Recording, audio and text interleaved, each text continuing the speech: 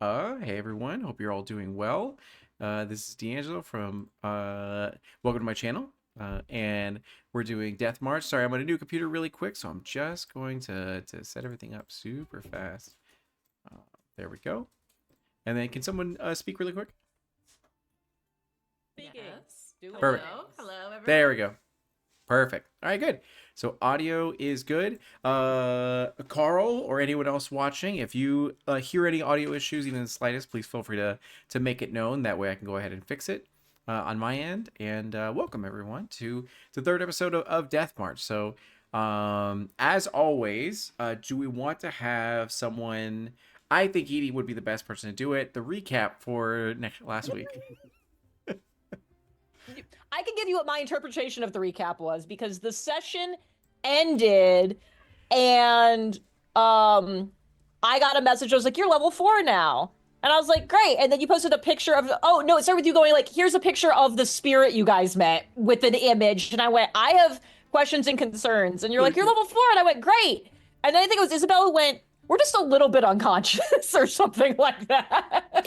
So It's fine. I think that's it's fine. that's what I know. I can give the rest of the recap. If Yeah. you'd like to, you get a point of heroic inspiration. And yeah, it's up to you.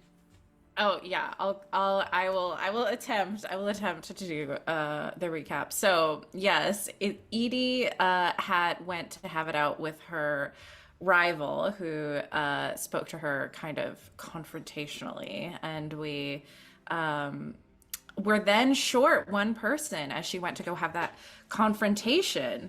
And that's when we met Moros, aka Hayden, who we all the party had sort of known individually previously. Along with his rival Esteban, a goody two shoes, a drow paladin. So we spent some time getting to know, or re-getting to know Hayden as Moros, and Moros very quickly tried to ditch Esteban, who then joined the group of our rivals, also being down a person.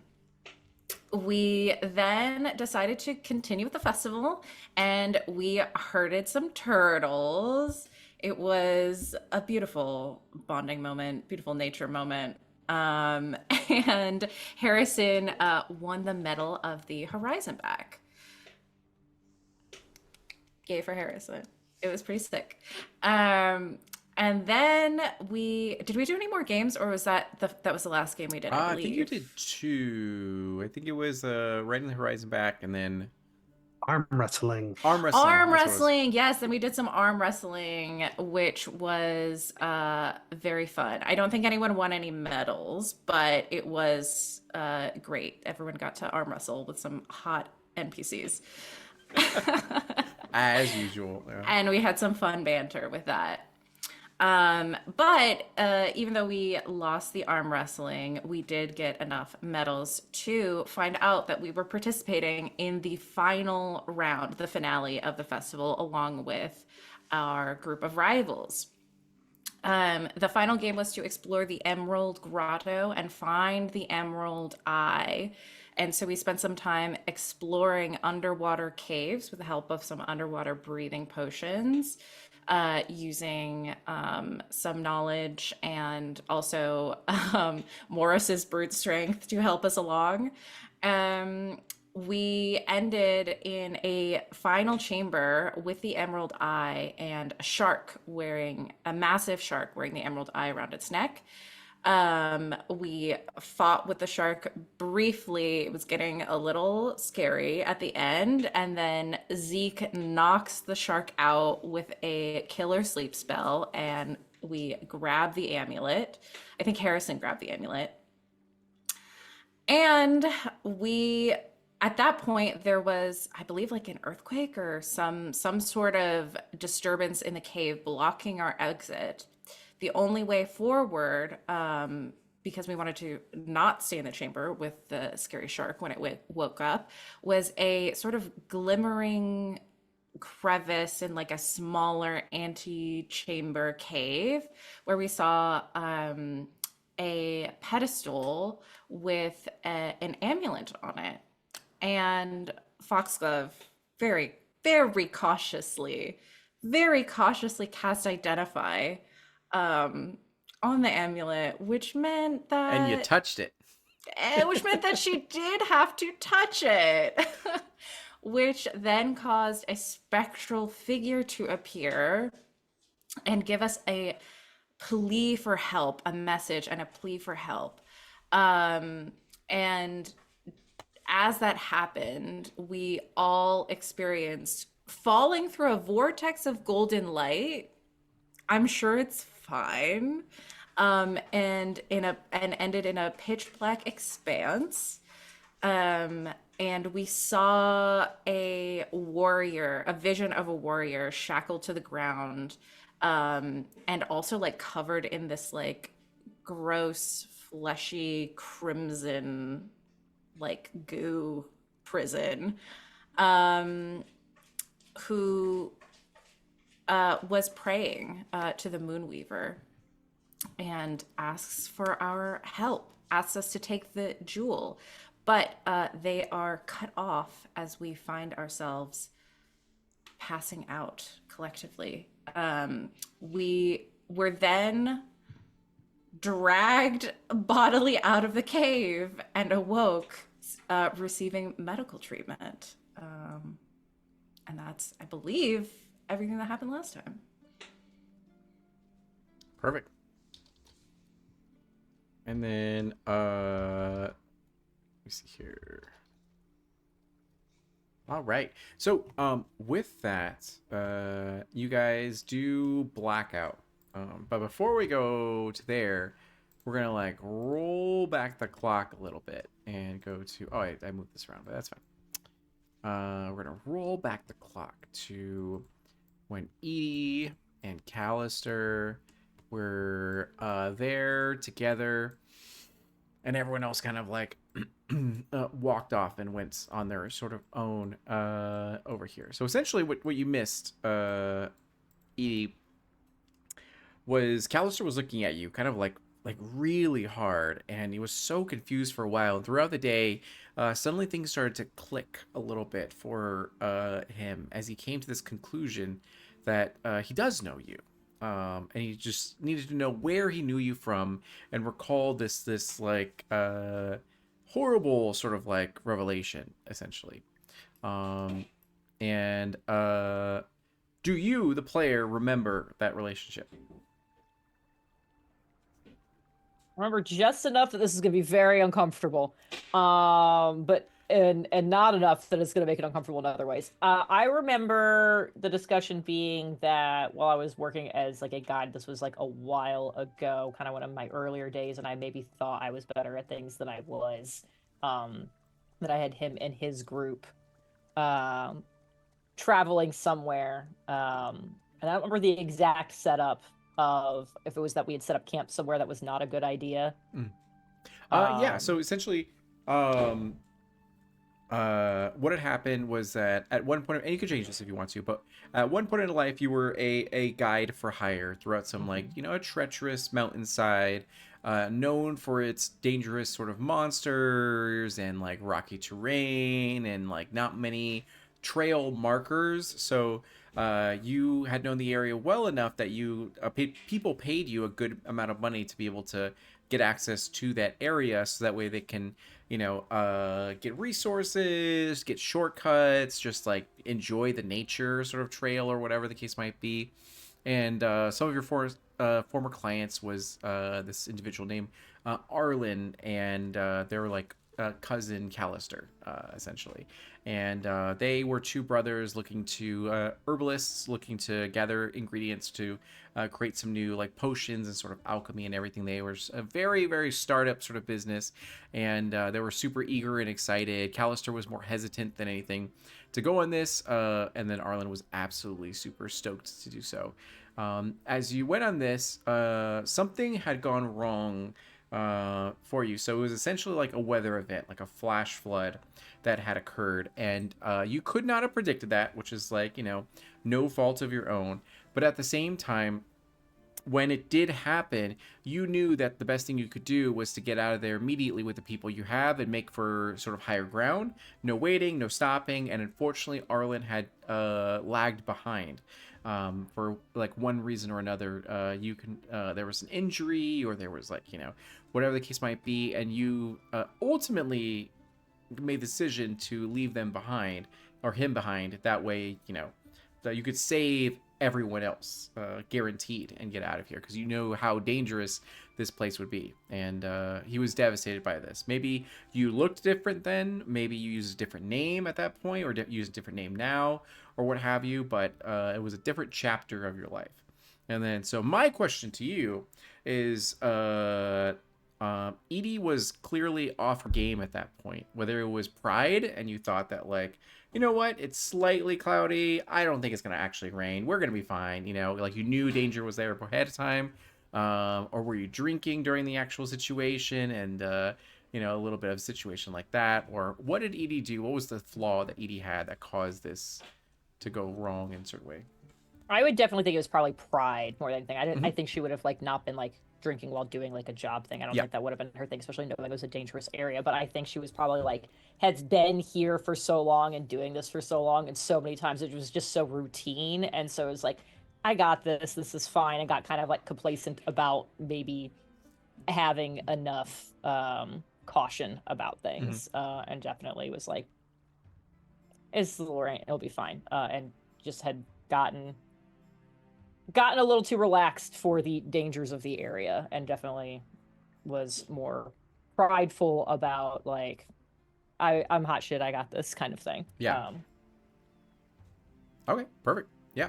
And then since then, for one reason or another, you moved on from that area. Now, everyone... I think that, like, after that one, I was like, I think I left that region and went and was like, I'm gonna go somewhere else, get familiar with that, and be there. Because everyone did sign liability waivers, say if anything goes wrong and you die in this, it's not our fault, So they knew signing up that it would be dangerous, but at the same time, there was so essentially it felt like this. It felt like the same kind of waiver you sign when you're gonna go to trampoline park. You're like, okay, yeah, this is just to cover your ass. It's not actually dangerous. It's fine. Yeah. And then something happens, and and suddenly, exactly. So essentially, Callister will kind of like sternly walk over to you, brows furrowed and everything, like, excuse me, I would like a moment of your time, please. And he's trying to be cordial, but you can tell there's a gruffness about him, and there's tension in the air, and he's doing the Hey Arnold's, or not Hey Arnold, Arthur sort of like fist grip as well. And then I'll turn to everybody else and be like, I'll catch up with you in a bit. Sure, because I'm trying to like play it cool. Like, I've known this whole time, being like, oh god, it's that guy, but he doesn't look like he recognizes me, so it's like totally fine. And then like I was been watching his face change. I'm like, I gotta figure out how to get out of here, and I ran out of time. Amazing. So in this time, and I believe Foxglove, canonically, you had asked like, hey, are you gonna... Yeah, I think we don't have to RP it all out, but I think I definitely check in with you, and I'm like, are you okay? Are you sure? Do you wanna... I'm good. Okay. I'll be good. Okay. And then I'll take her at her word. All right. So in this time, you head over. Now, physically, that if it came down to blows, it probably is not going to be a long sort of endeavor. Like, it's going to be no problem. But there might be like a part of you that of a guilt that twangs, or maybe not. It's completely your character, so you can absolutely choose. But in this time, Callister is like pacing sort of back and forth slightly, very unable, very restless, unable to actually contain themselves. And they go like, I the whole day I saw you and I thought I recognized you, and I never forget a face. But it took me a while to remember. I don't know if you had longer hair at that point. I don't know if like, what the deal is, but you were there that day with my cousin. And we hired you to go on a trip to through the mountains. That was you, wasn't it? As his chest is sort of definitely like raising, and I'm definitely not making eye contact. I'm looking literally anywhere else, and when he finishes, there is like way too long of a pause as I am weighing, do I try to play dumb or do I like what route do I want to take with this? Yes. Yeah, I remember that. Okay. That yes. And in this time, the group has like walked on essentially. Maybe every so often the group looks back initially to see if you're okay, and then realizes, ooh, that's kind of a tense conversation. And then eventually you see them like just all the way just lost in the crowd essentially. So they're quite a bit away. And as you have that admission, you know, that you were there that day, he kind of nods and kind of doesn't quite know how to respond to this.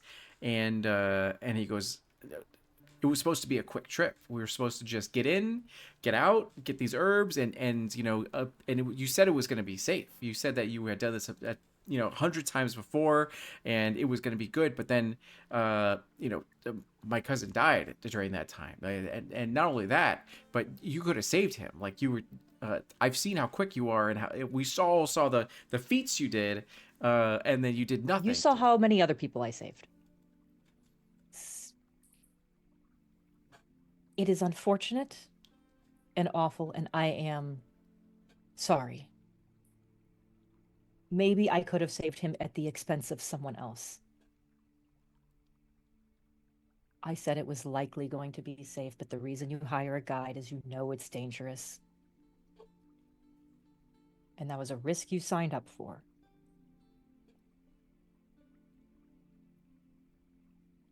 Sometimes things just happen. And there's not much you can do about it. And go ahead and roll a persuasion check. I don't think that's a good stat for me. I mean, oh, it's not. Look, Edie's not charismatic, all right? It's fine. This is so fine. Okay. That's a 16 on the die, so that's... Where's persuasion? Alphabets are hard. 17. 17. Okay, good. So with the 17, that's pretty solid. So you're able to gather the sort of ability to clearly communicate, you know, in a neutral yet sympathetic fashion that like it is what it is, you know what it is, and all that kind of stuff. And he looks to you, and he does take in your words, and you see his eyes begin to well. He's so furious, but at the same time, your words resonate with him, where he clearly by the fists, you know, and you're a trained fighter, you know that he has that aggression in him, that he wants to swing so hard, but he's also holding himself back because he knows that that isn't quite sort of appropriate. And eventually he'll like take his hand and put it through his sort of hair that's getting unrustled and everything like that, and he's just like he just shakes his head sort of in sort of defiance, and he goes, we could have saved him. He was right there. We had more than enough time to do so. He had a wife, and she was pregnant with their kid. He'll never know his father, you know, because you didn't take the time to even try to save him. And he goes, I think about him every single day, like, and you could have changed everything, and you just chose not to. And everyone else could have been fine. They absolutely would have been fine. But he needed you in that moment, and you weren't there for him. And neither were you. Go ahead and roll persuasion with advantage.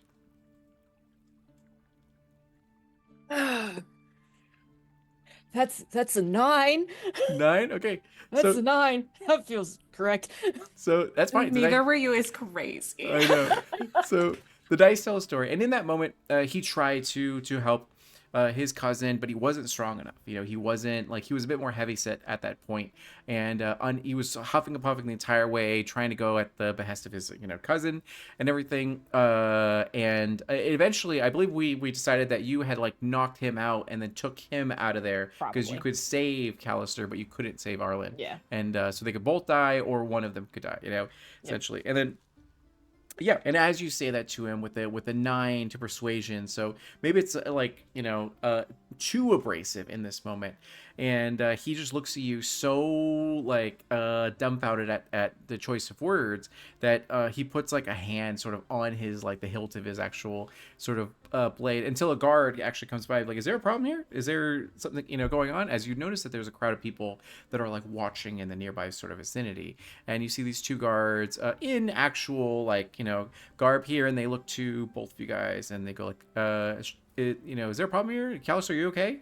And they kind of look to him, and he like takes a moment to think, and he just looks you, won't break eye contact sort of with you, anything, and he goes, no, everything's fine. I got it a hand. We had a little bit of disagreement. Everything's okay, and he just looks to you, and then he just doesn't do anything else and just turns and then kind of looks to the guards and goes, I think I need to get a churro or something, and then but it'll be all good. And then he goes like, yeah man, and then they like like just be careful for the orphans churros, because I've heard that some people have been getting sick from them, but like it is what it is. And then they all like sort of go.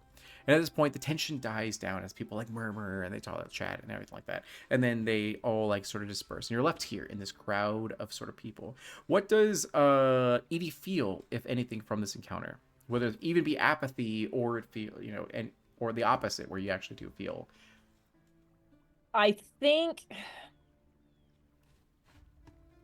Edie makes a point of not drinking at night because this is the thing that she dwells on. Because I think I'm going to say it's not like it's ever been like that. This is the only thing that has gone wrong on any expedition, but it is the one where she goes, could I have done something different? Should I have, like, I thought he was stronger, so between the two of them, get this guy out. Was that the mistake? And like, we'll replay that.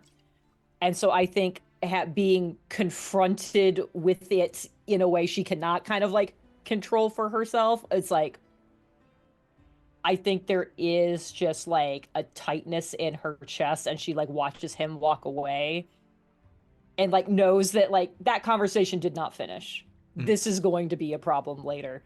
And for how much she usually like carries herself, like not like like shoulders back and chest out and like, look at me, but it's like I think she normally carries herself like rather formally and like rather well, to kind of, so that because it's easier to like move that way, and break into something acrobatic if she needs to. And I think this is like the first time that anybody would have seen her like her shoulders actually like come down and kind of like she gets small a little bit as she watches him walk away. And then she kind of looks around at the fact that there's like a crowd and just goes, fuck, all right. And then like goes off to try to find the group. Perfect. So in this time, the group is essentially occupied. Like you go from one place to another, you're not quite sure where exactly they had gone to, and you kind of spend your time walking around town. And maybe it's for the best as you dwell upon. It gives you time to breathe and to be able to grab an orphan churro and then sort of like. I think I buy one because I feel bad, but I don't eat it after hearing the guards say stuff. Oh yeah, for sure. I'm like, here's money, churro, yes. And I'm just gonna like when I get around a corner, just like either give it to somebody or put it in the garbage. Oh, and you missed it last time. I was gonna say the churros made it. The orphans made the medals. The orphans made like a bunch of like fanfare and confetti and a bunch of other stuff, like a whole bunch of stuff. Okay. So and now as I'm walking around, not able to find a group, I'm realizing how many orphans are working, and I'm like, amazing. And then okay, cool. So in this time, we're now gonna like essentially fast forward to the present of what all sort of occurred. So in this time, you guys are I think it's here. You like wake up essentially. So for Edie, to give you that gap, you walked around, you dwelled upon everything. You purchased a churro but didn't eat it. And you don't have to do a Constitution saving throw, thanks to that. And then in this time, you get informed that the group has done so well that they actually were able to make it to the finals. And unfortunately, the groups are locked in. They were able to find another person. Moros actually came and filled the slot. Moros, you guys all like for a group, they had to go away for a bit, but they ended up coming back in and was able to like join again. So it was unfortunate you didn't get a chance to share words with them, but you'll catch them up later and all that because Moros is pretty solid. As it goes on and on, you go to the docks to wait and see who's gonna win, because there's a band playing, there's all these like announcements, giveaways while they're waiting for the groups to go in here and try to get it, to see who wins. And then rumors start to call out. They're like, hey, it's kind of taking a little bit too long. Like, shouldn't they have been done by now? Like, far past when it should have ended. And they're like, should we, if they're not back within 30 minutes, we should probably send a group in to see if everything's okay, but let's let them be so that way we don't like disturb them at all. And then sure enough, there's like, screaming and sort of roaring as, sure enough, you see that, build arrival, and you see this other, pretty good looking, dreamy drow, sort of like a guy in suit and everything. Ethan, as you had met before, as well as, Lucia, are like bloody and sort of beaten, but they're carrying the bodies of your companions that are all unconscious. Now, looking at this, it does look like they got messed up to a certain degree, but it doesn't look like they were like completely destroyed physically. It seems like they are just unconscious, and they pull them to the sort of dock to be able to lay them out. And they're like, "We need medics! We need medics immediately!" As clerics, anyone who's like, "Is there a doctor?" And then there's people that run over and to help out and all that kind of stuff. And then and eventually they end up realizing that like it seems like they're physically fine. It's just mentally it seems like something they experienced something, and it's caused them to go into a slight coma, but they're going to be fine. Like it looks like everything checks out. Let's take them to their rooms at the Broken Tusk to be able to rest and sort of recover. And you essentially show up to coordinate all that kind of stuff. Like, yes, here's where we're staying, all that kind of stuff. I'll watch over them. I can speak on their behalf and all that kind of stuff.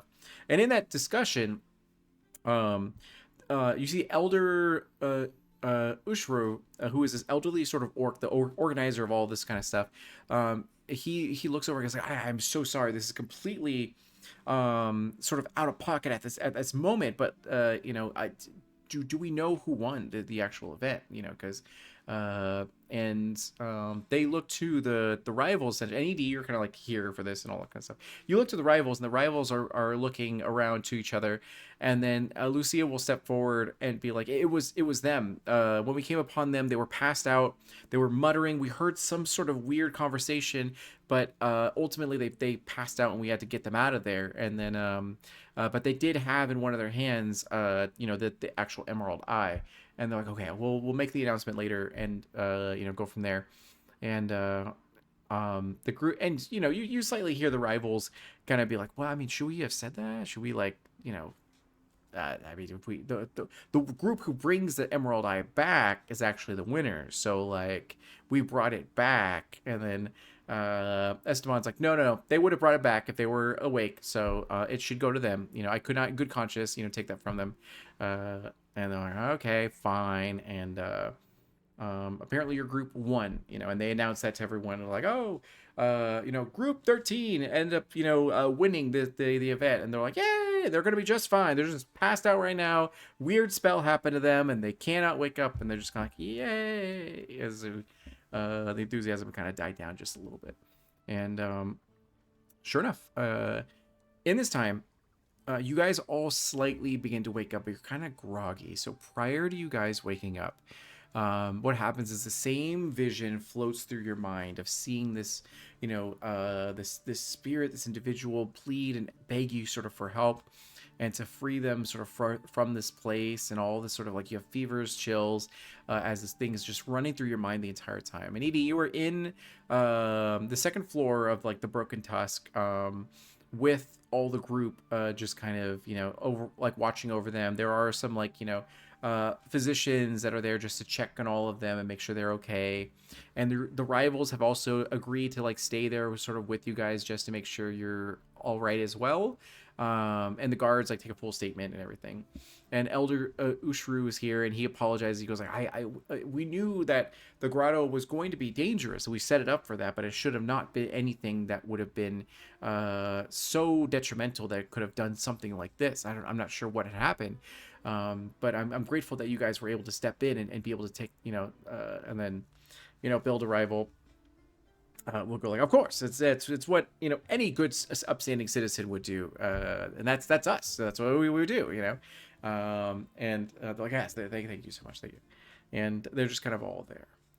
So before the group wakes up, Edie, do you have any questions for anyone here at all? My first question is this map layout accurate? Is Lucia like right there with Foxglove? Yes, yeah. Okay. You can kick her out if you want to. Be like, No, hey, nerd, get out of here. It was, that's rude because I still don't know exactly. I know enough, but not everything. And that's a good question. So I will go over that. So in um, just the sweetest Aarakocra you could ever meet, Ethan is like right outside Harrison's door, watching him the entire time, watching him sleep, if you will, just to make sure that everything's okay. And then Lucia has not left Foxglove's side. You've been in there multiple times just to make sure everything's okay, and Lucia's just watching over sort of Foxglove. When she thinks she's alone, you can hear Lucia speaking to sort of Foxglove a little bit, and it's mostly very sentimental stuff about like, you know, do you remember when we were younger when we would do this thing, like do blah blah blah, and then kind of like speak to that. If you eavesdrop, then you get more information, but if not, then you kind of like, you know, do for, because there are other people that are around here. But for Zeke, every so often, Build Rival does check on Zeke just to make sure they're doing okay. But it's definitely like he doesn't want to do it, but he still feels compelled to do so, as he just checks and he's like, yep, he's breathing, and he just kind of like, you know, goes out.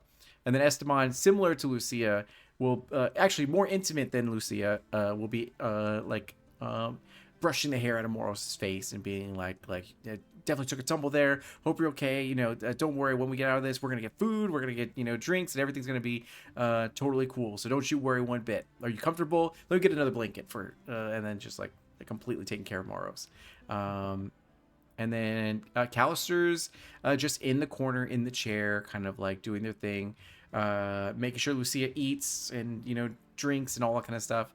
And then yeah. So is there any questions you have for anyone at all before? I will probably try to address Bill. And just try to get more information like on like catching the character up on the things the player now knows about what all happened. Of like what did you see when you found them and blah blah blah. I also think the whole time it's like, if Lucia's in the room with Foxglove, I do not go in there. But I have taken up a post where like I'm essentially leaning against the wall, like across from the door, just like leaned, like arms crossed, just kind of like roughly keeping an eye out, just waiting for her to leave. But I'm not gonna go ask her to leave. But I am right there, and that is where I'm having every conversation I have. And if nobody, and like that's it. I'm just okay. That's fine. That's my spot. Yeah, that's totally So, cool. yeah. And there, if you want a moment with Foxglove, inevitably Callister does come over to like gives you the cold shoulder, but does go like, you know, Lucia, you've been in there for a while, you haven't eaten. You need to come out and you actually need to eat and like take a breath of fresh air. And she has some resistance to it, but ultimately she goes like, oh, you're right. I'll just excuse me, I think your name was Edie. Are you gonna be here to watch over her? I just want to make sure she's gonna be okay. Yeah, I got her. Like, thank you, I appreciate that. Yeah. And Take then your time. Go get something to eat. and then she will head out and then just kind of be like, just look, you know, very caringly to Foxglove, and then before she ends up. And what's funny is that Lucia in front of Foxglove, she never talks this much to Foxglove, but when Foxglove is unconscious, she talks a ton to like Foxglove. And then finally, you have a moment alone with Foxglove. Do you get the pillow and like put it on the face, or? No, I just like, I think I quietly like, I'm gonna go in and like we're not right there. I can't do things. There we go. It's an awkward mount. map. It's no. an awkward map. Yeah. Grids are hard. I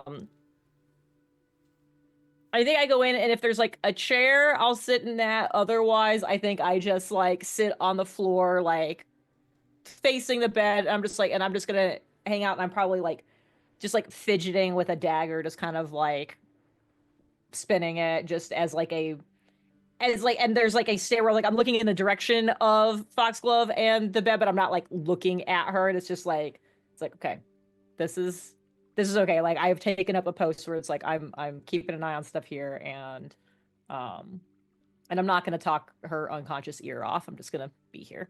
Sure. So in this time, as you're sitting down, in this chair, looking at everything. You see that Foxglove's like, equipment is right nearby. They will take off any armor that she had so that they could be as comfortable as possible and everything, the boots and all that kind of stuff. And then ultimately like the satchel or, that's kind of there. And in the satchel, you definitely see a glimmering, shimmering item that kind of like sparkles from the corner of it. You haven't seen this item before, but as you look to it, it definitely looks unique. You've never seen Foxglove with it at all, and yet here it is. Just knowing that allegedly we came back with the emerald thing, I'm gonna be like, oh, maybe it's that. Like, I would never go through Foxglove shit, but I know they allegedly picked up an item, so it's like that's supposed to be like we're the winners. So I was like, I'll poke at it just enough with the dagger. Like, I think it was like, because I'm doing the dagger, and it's like, and I still feel bad about going through his stuff, and I'm just like lifting the edge of it up to get a better look at it. Okay, you do so. As you do so, you end up seeing that it is a item that has like a golden sort of emblem, and you see that it's very ornate with various jewels in it and everything like that. And as you look to it, it looks very pristine, otherworldly, from another age, and all that. And as you look to it, there's definitely magical properties that, like, emanates from it, just radiates from it. You know that Foxglove, if she did have this, she's kept it from you pretty well hidden. So and you assume that this isn't something she would have kept. So it must have been very like a recent item. But as you lift it up, you end up seeing that it causes Foxglove to like churn a little bit. And then inevitably you're a knock at the door, and at the shadow of the door is actually Elder Ushru, and goes, I didn't mean to startle you or anything. Is everything okay? Is everything all right here? Yeah, as far as I can tell, looks like everyone's still just sleep. No one else has woken up yet, right? No, not at this time. It seems like they're starting to mutter in their sleep, and it seems like they're jostling, but they should be awake soon as far here. And right at that moment, that's when Foxglove their eyes begin to blink open, and all of you essentially, slowly but surely, wake up to find yourselves in your room at the tavern here. And really quick, we're gonna go ahead and take a 10-minute break because I gotta help my wife put the baby down. And at this point, you can decide what questions you want to ask. And very lovingly, Harrison, you see Ethan right in your room, sitting at the chair, looking at you, and terrified. And then, okay, so we're gonna go BRB super fast for 10 minutes, and when we come back, we're actually gonna continue forward with this. So we'll see you guys in about 10 minutes.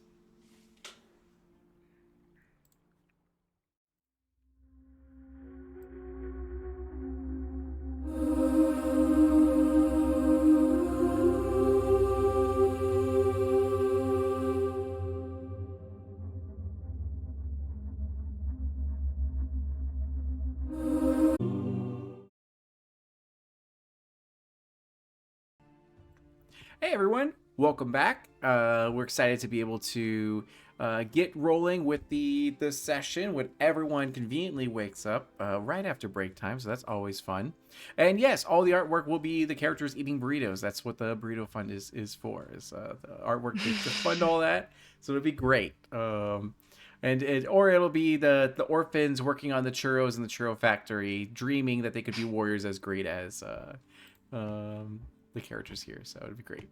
So in this time, Elder Ushru has come over. This elderly sort of orc, the organizer of all this like festival of merit, came over to check on Foxglove and Edie. And Edie, in your hand you have this trinket that you've never seen before, clearly emanating magical properties. And as you picked it up, maybe it's a coincidence, but Foxglove was like churning a little bit as you really gazed upon it and picked it up. It didn't affect you. You don't get any visions or anything like that from it or anything. But eventually you see that Foxglove begins to flicker awake, and then all of a sudden you hear Esteban sort of call out and be like, "Oh, Moros or Hated," because Esteban calls you Hated, correct? Yes. Okay, perfect.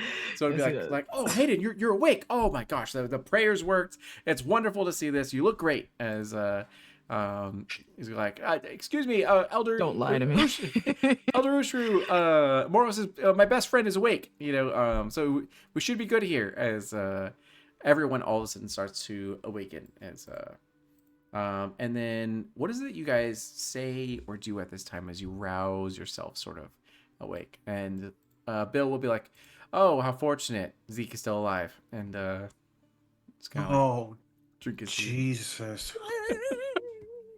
Who are you?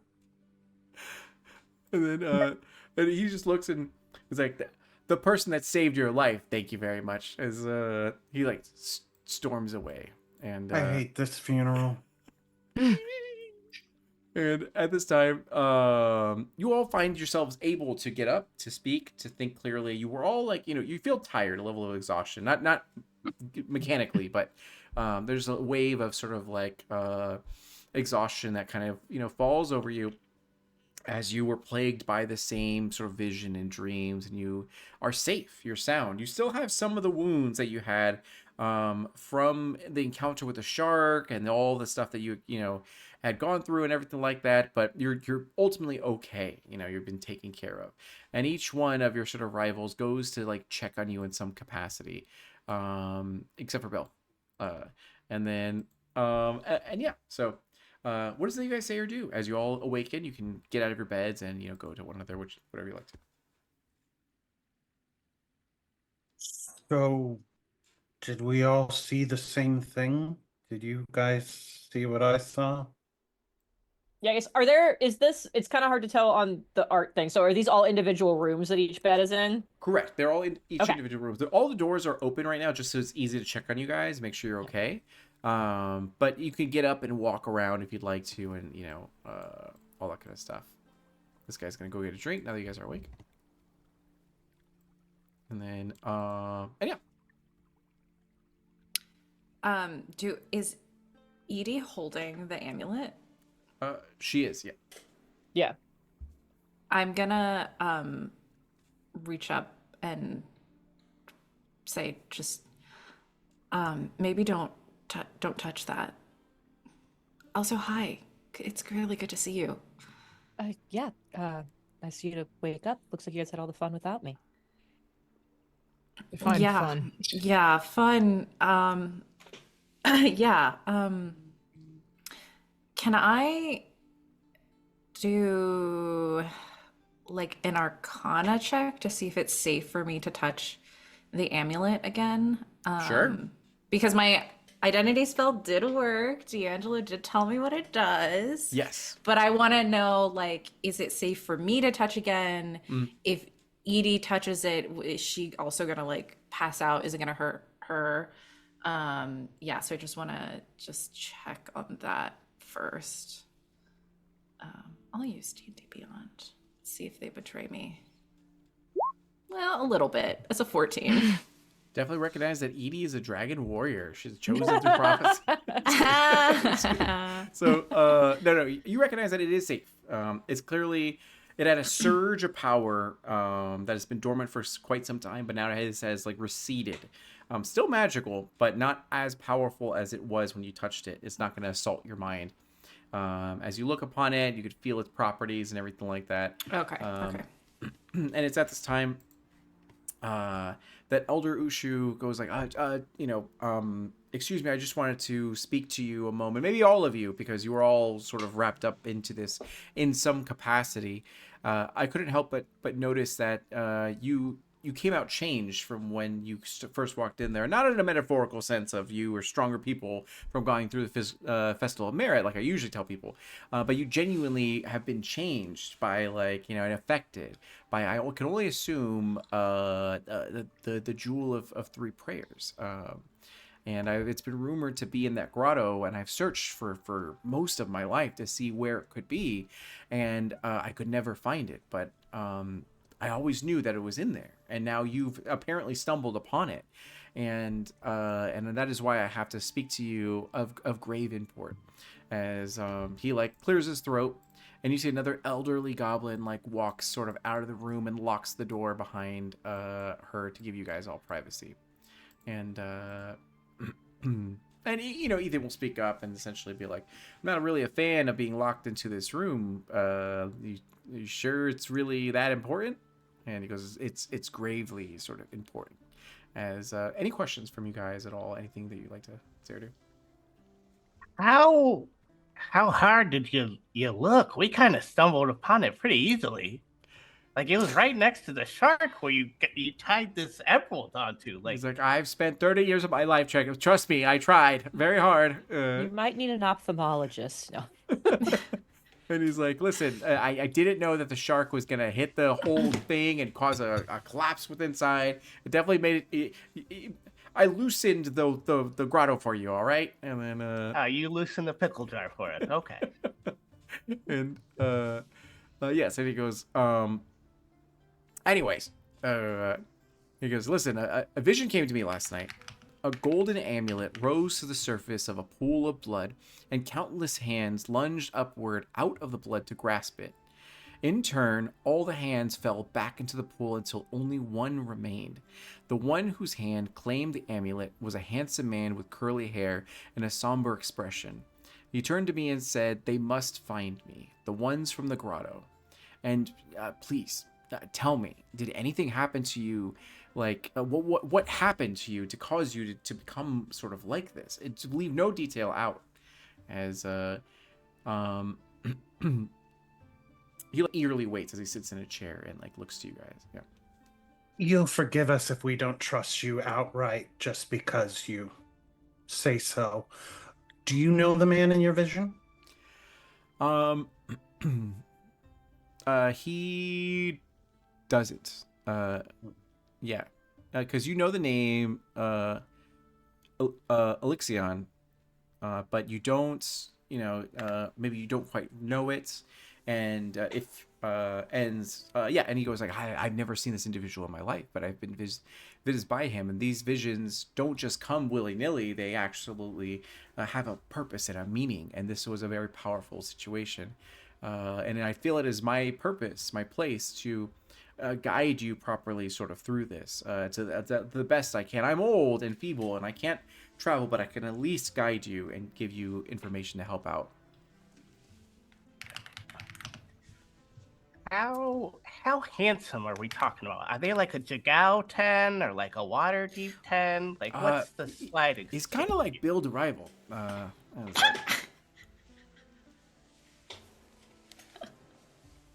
Just a chiseled jaw. Just looks like, super handsome. Okay. Like a scale of 1 to 10. It'd be like a On 10. a scale of 1 to 10. If I had to put a number to it. If I had to. Twist my arm, why don't you? It's a 10. Like we're talking Jeff Goldblum over here. Elder, does the name Moonweaver mean anything to you? I think Moonweaver is one of the main gods, right? Yeah, everyone in this world would know what Moonweaver. Gotcha. Yeah. Gotcha. I'm assuming I'm also not super familiar with Exandria lore. I'm assuming we would know Moonweaver and also Changebringer, Yeah. right? Yeah, Okay. they're parts of like the Yeah. main pantheon. So you'd have to have like, even if you're not like particularly religious, like We were be any familiar. if you have ever been through any kind of even like remotely like medium-sized city, there's been temples to these things, and they're kind of like part of. You'd have to be like very removed from the religious aspects of things, Mhm. like intentionally so, to have not at least heard them. Would Avandra, we- the Changebringer, and then okay. Would we know where it is people pray to the Changebringer at? Or how they would pray to the Changebringer? Let me get you guys the For as a reminder for everyone, while D'Angelo is looking that up, in our vision we heard Alexion, this figure in our vision, say, "Oh gods, there you are. My name is Alexion. I'm lost in darkness. Long ago I prayed to the Changebringer in the heart of a temple of evil. I beg you, take my jewel." And then he says, "Save me, please." And that's the last thing that we heard.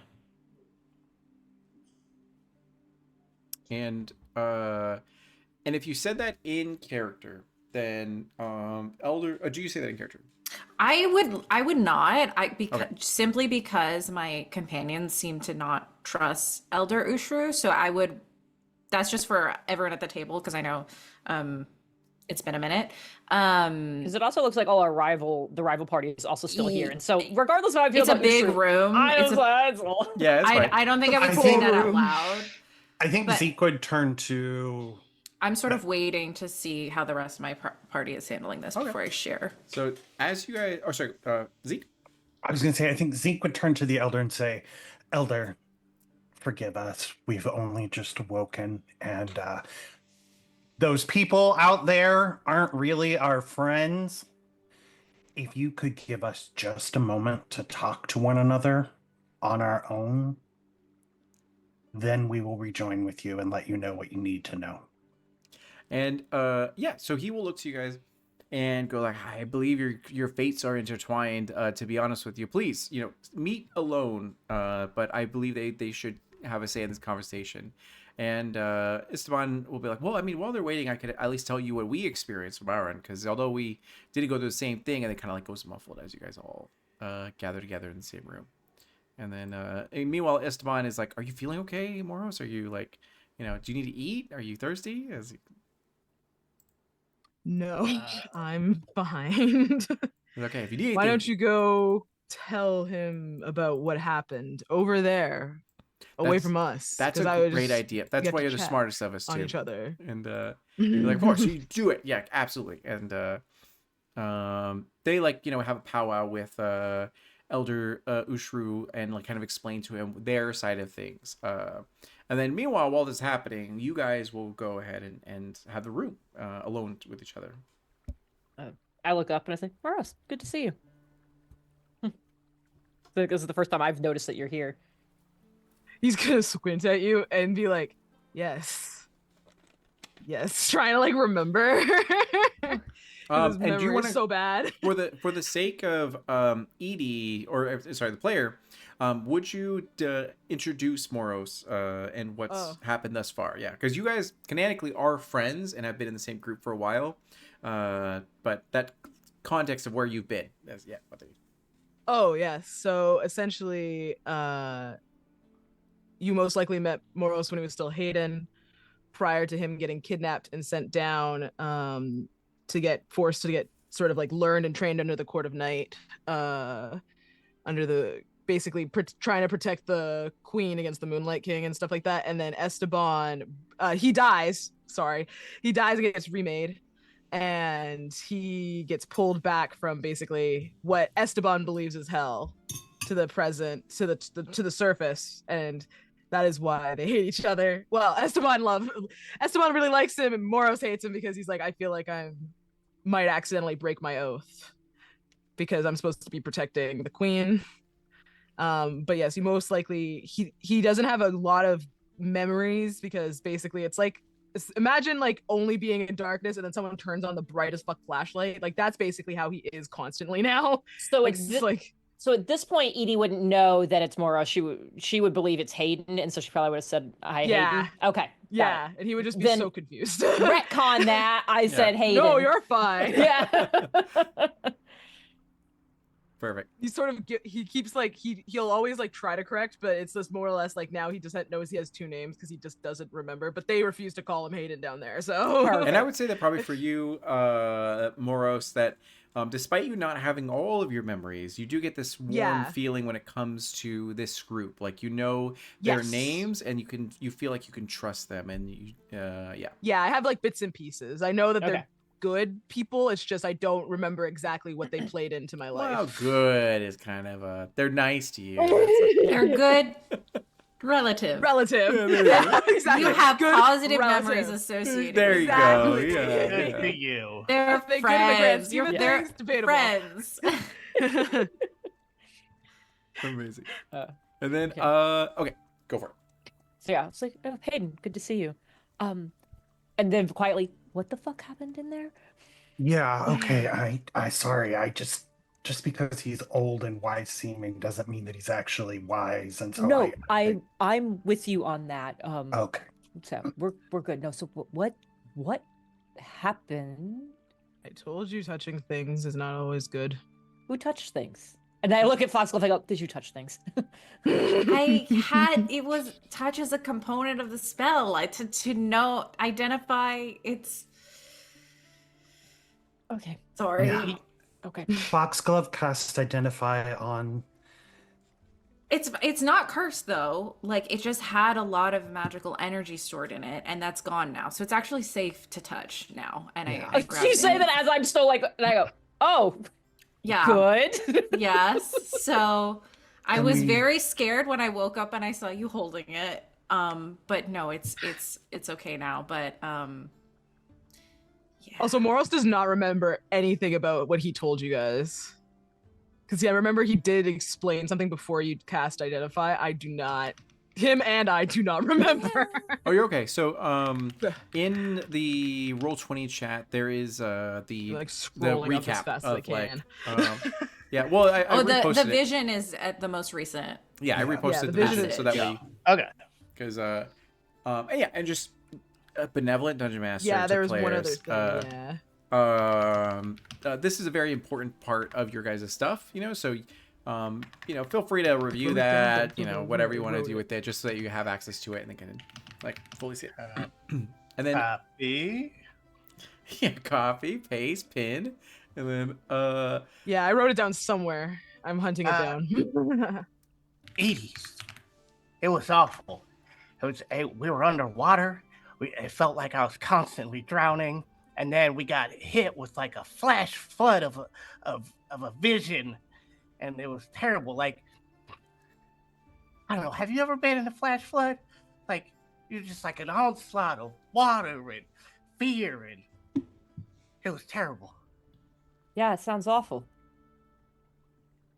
he We like, saw a vision. takes a cigarette of- and like smokes it.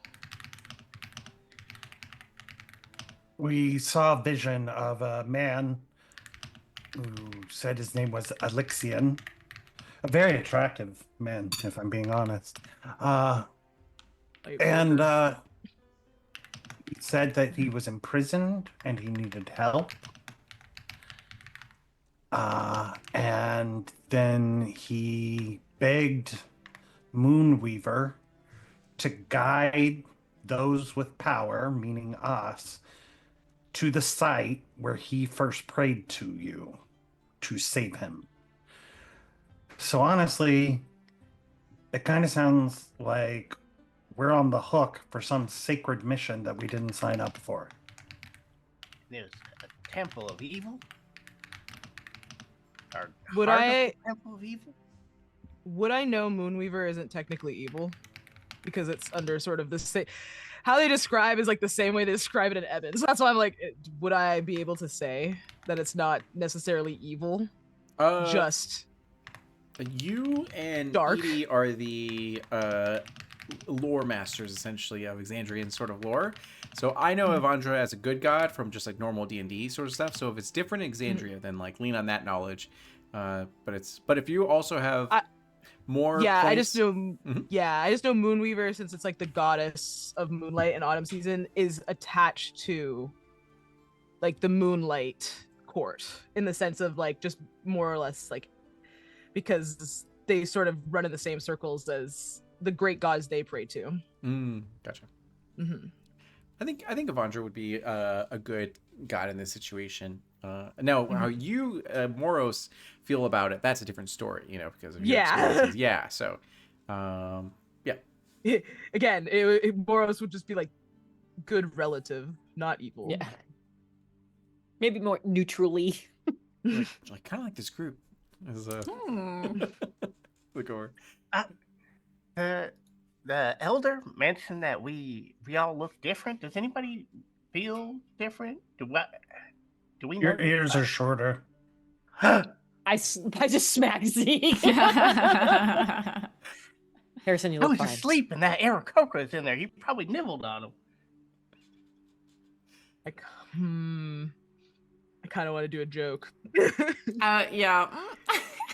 No comment. Can I, D'Angelo? Sorry, this is just because I want to be a shit. Like, can Moros shake his head? So, because he can do disguised self at will. Sure. Can you like ruffle his hair and turn it blonde, If you'd like to. Yeah. and then act like nothing is different? And just be like, no, nothing's changed. Amazing. That's a cute look on you, though. Wait, Oh, look. I feel like I noticed a difference. No, I don't think so. Is that a new shirt? Is All right. So anything Harris else? is gonna like hop around the room. A He little just bit. wants to drive him insane. How do we feel about sharing information? I think the most critical thing we're trying to decide right now is how do we feel about sharing information with one Elder Ushru, and also it seems like maybe this other group who's in the grotto with us. Do we feel like, Are our rivals? yeah, Well, No. you wanna just not?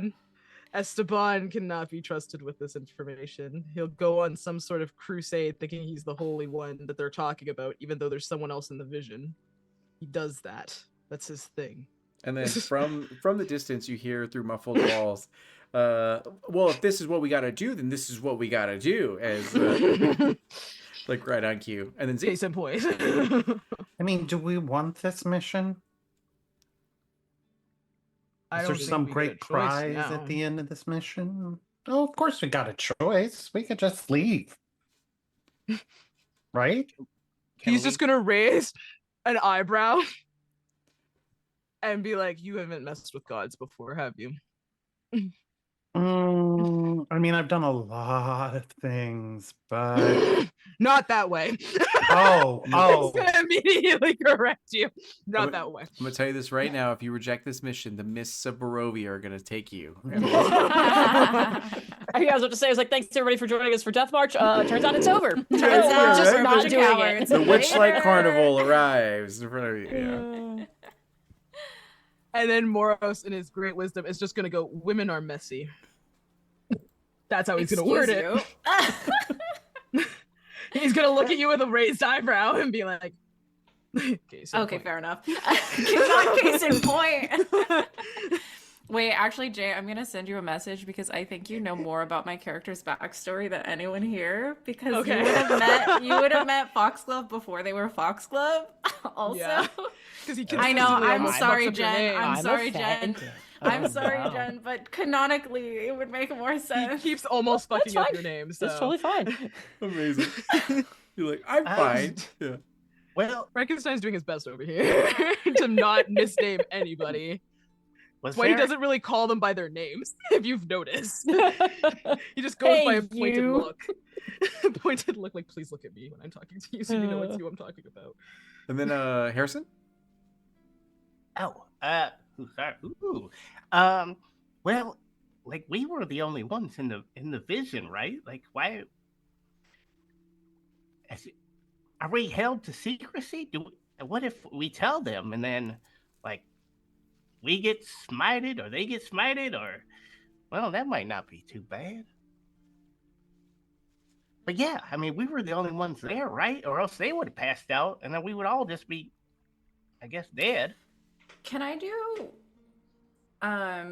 another Arcana check just to see like have we been magically altered in some way, or like is there something like to what Elder Ushru has been saying about us being different? Sure. Go ahead and roll a Arcana check. Just trying to suss out if we're magically weird. Okay, it's 17. With 17, no, you don't feel anything. Granted, you are haunted by that vision that you had. Like you have maybe it's PTSD, maybe it's whatever. But But it's not like a magical. It's not like a physical change or like a Correct. magical effect is on us. I guess the best way to describe it is you feel like you've had a vision from like like a god of some sort. Like you've just been really like a divine intervention situation where you've been touched by something greater than yourself. And been bestowed this vision, so it's kind of overwhelming to you. But otherwise, you don't feel that anything's changed with your body or anything like that. But yeah. Yeah, I think I share that with a group. I'm like, well, we're not being magically compelled to do anything, but this feels more of a religious thing, which is not my expertise, but we're not magically changed or compelled in any way. Well, oh God, we're gonna do this, aren't we? Yeah, I don't think. I mean, I think I'm never gonna have the pleading words of "save me, please, leave my head" if we don't do this. Yeah, what happens if that like keeps coming to us each night? Like that'll be awful. Yeah, I think we have to try to save this person. I don't know who they are, but Does Does anybody know what the heart of the evil is? Heart, is that what they said? they said they Temple- prayed in a temple of evil, which temple is of very evil. vague. A But temple also- of evil. Subjective. Yeah. But also said, um, guide them to the site where first I prayed to you. So wherever Elixian first prayed to Moonweaver is where this would begin. I guess we trust the Elder Ushru with this information, but I don't. Guys, this Build a Rival guy. I don't want him following us. You're gonna be really upset to learn that he did literally actually save your life. You are gonna have to deal with that at some point.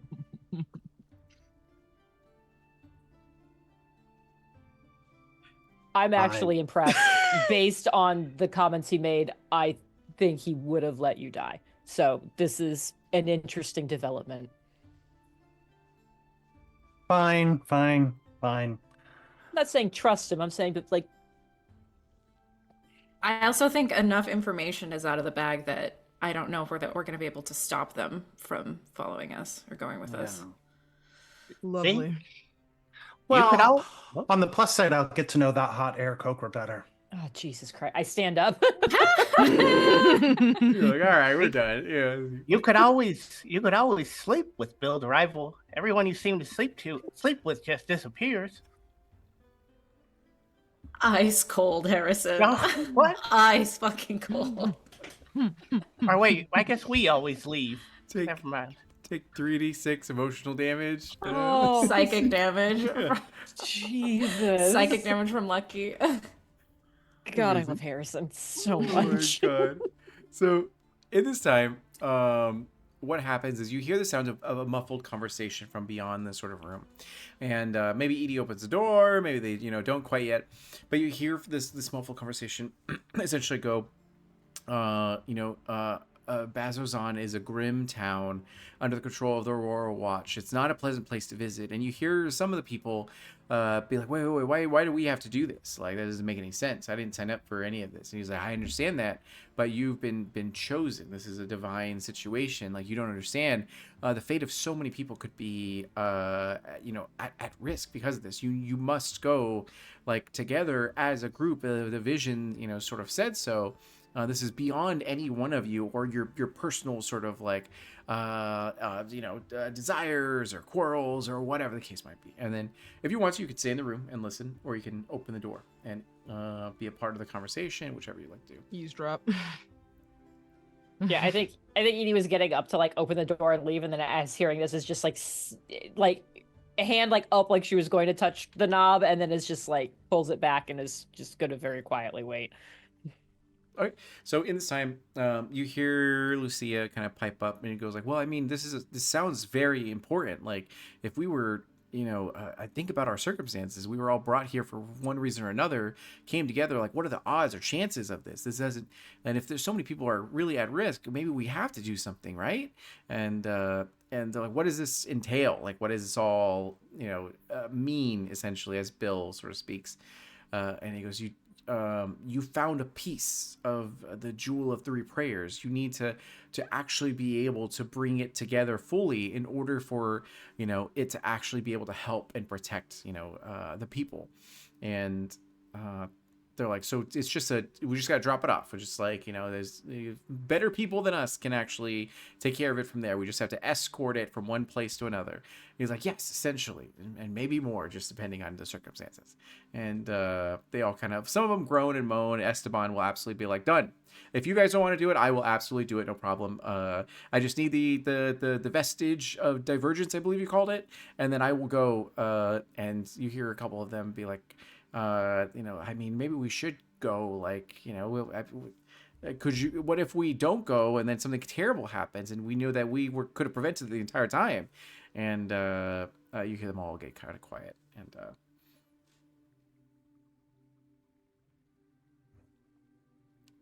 okay, let's go out there. Let's get this over with. all right. He assumingly With that, I will opens the door. open the door. Yep. Yeah. You open the door and everyone kind of quiets down as you guys exit out. And Elder Ushiru is like, "Oh, good, you're here. I was just telling the others, of important information. But did you have time to talk? Do you have time to any questions or anything before I inform you of what I know, at least from the situation? And also, actually, you never told him anything. So he goes, you're friends, I believe, as he doesn't quite know your guys' relationship. Have informed me from their perspective as to what. Please tell us. Tell the group again what you experience. And Esteban will kind of speak up and go, well, we ended up getting cut off from them while they were fighting a giant shark, so we hurried to find a route because we thought they were in danger, and we ended up finding an alternate route to get in there, and we found the shark actually was passed out, but there was an opening that, and we heard a voice call out that was odd. We heard it in our minds, but we couldn't quite picture it. And when we got to them, their bodies were convulsing and they were like just foaming at the mouth, and everything was they were non-responsive, but we could hear from their open mouths this other voice that was calling out and essentially asking for help or aid, and at certain points all of them started chanting the same sort of request, and at that point we knew something was wrong, and essentially picked them up and pulled them sort of out of there.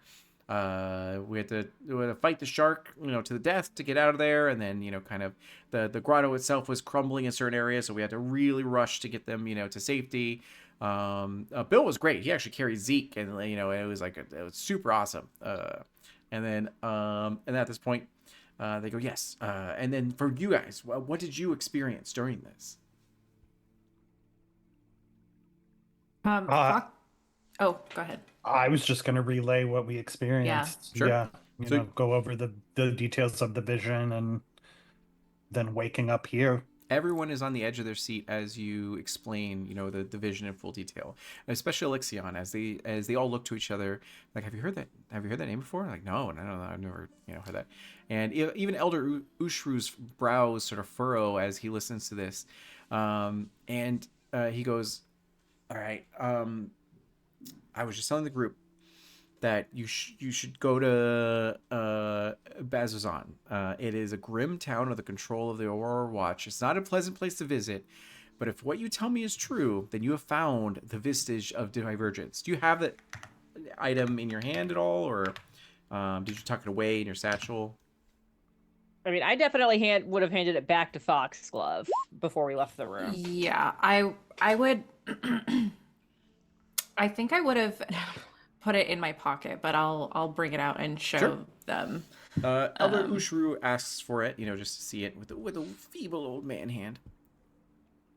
Yeah, I'll let him. Sure, you do so, and he examines it. His eyes go wide. Is in awe. And I think I'll also explain the information I learned from the identify spell about what it can do. Yeah. Everyone is in awe by this as they kind of huddle around to look upon its, sort of the object and everything. And because what you found is a vestige of divergence. He holds it up. It's an enchanted relic from the time of the calamity known as the Jewel of Three Prayers. People do not stumble upon vestiges without a reason. And there is no place in Zoras where the memory of the calamity lingers more strongly than in Bazzoxan. And he goes, I'll be honest with you that this is no chance encounter. There never is. It's essentially destiny in some capacity. That both of you guys, as he kind of looks to the group, were in this place, in this grotto, to experience this. Imagine, had you all come upon it at the same time, you all would have passed out and more than likely died in that place. Because you were minutes away from the actual the potion of underwater breathing, failing, and you would have drowned sort of, within there. Not only that, but there's you guys seem to know one another and are intertwined in some capacity as you all maybe like look to each other and all that kind of stuff. And some people are like down for it, like Esteban and Lucia seem the most like eager to be like, if we have to do this, we have to do this. And like others that are more neutral, like Ethan or Callister, even Bill is like begrudgingly kind of like, okay, and you hear immediately that Esteban's like, that it's done. If we have to take this thing to Bazzoxan, then if we have to take it to Bazzoxan, there's no other recourse for this. And there's a bit of quiet sort of in the air as you guys all sort of look to each other. And Elder Ushru goes like, I cannot urge this enough. You guys must be the one. This is a very powerful item. And if it came to you, then it must be you that delivers it. It cannot be anyone else because it will fall into the wrong hands and who knows what, could do with it. And I would urge you to leave immediately if you can, to be able to get started with this, because the faster we're able to inform the right people that this object exists and can be combined with the others, the faster we can get to ensuring that everyone is safe. And he like looks to you, very desperate and everything like that. He hands it back, to you, Foxglove. What is your guys' expression? How do you feel at this time as this information sort of washes over you? D'Angelo, quick question. Does our period of unconsciousness, because I know it's not technically rest, but did it count as a long rest? It did, yeah. So you got 8 hours of long rest, yeah. Okay. Or like 12, but yeah. Can Harrison try to slip something into Bill DeRival's pocket? Sure, go do a sleight of hand check. No.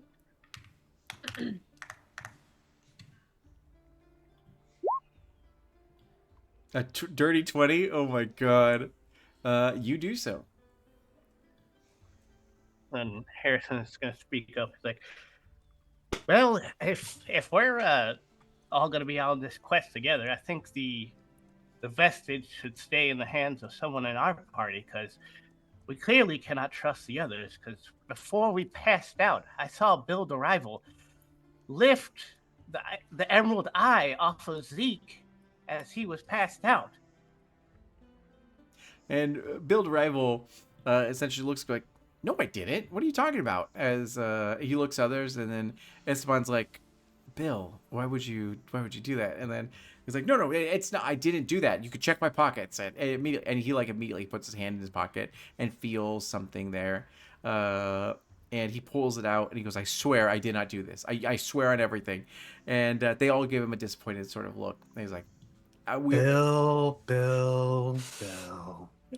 And Think how disappointed our patron would be. And the alignment further descends. So in this time, Lucia immediately takes the Emerald Eye from Bill's hand, which he does not resist at all, and then hands it over, to you guys, and goes, we're so sorry about this. I'm sure it was an accident. He didn't mean to, or it was wrong, and we're absolutely sorry about this. As she desperately hands it over sort of to you guys, and the elder kind of raises a hand and takes it, and he goes, it's all right. This is so this means nothing right now. The thing that matters the most is this, as he kind of gestures to Foxglove's vestige of divergence, and goes, take the time you need to consider this, but some of you, ideally all of you, must go and deliver this, over to inform the world that this, you have this and can actually combine it to be able to help out. And So what do we need to do exactly? We need to take it to Bazarzan and just deliver it to someone? yes. It sounds like we need to collect the other vestiges as well. Correct. And Yes, we have to collect them and then something put together.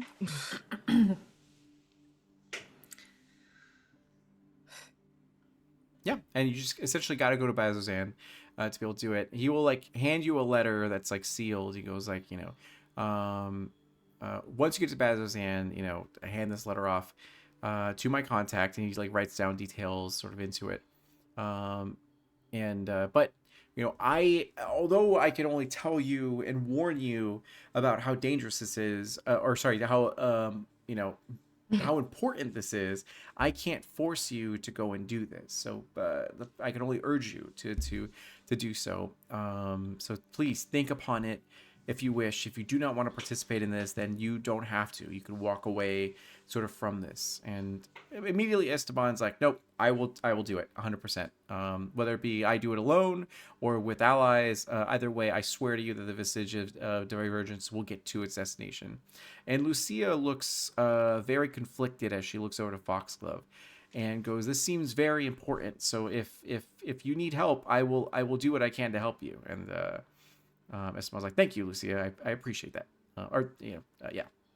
Thank you, Laura. I appreciate that. It's like, it's Lucia. It's like, of course, Laura. Her name's Lucia, and we'll go as well. At least I will go. I can't speak for everyone. You can correct him 1,000 times. He'll never use the proper name. I'm surprised he remembers his own name. Like, by the way, did I introduce you to my friend Hayden? Best friend. Seems like he's going by Morris now, but yes, we've met before.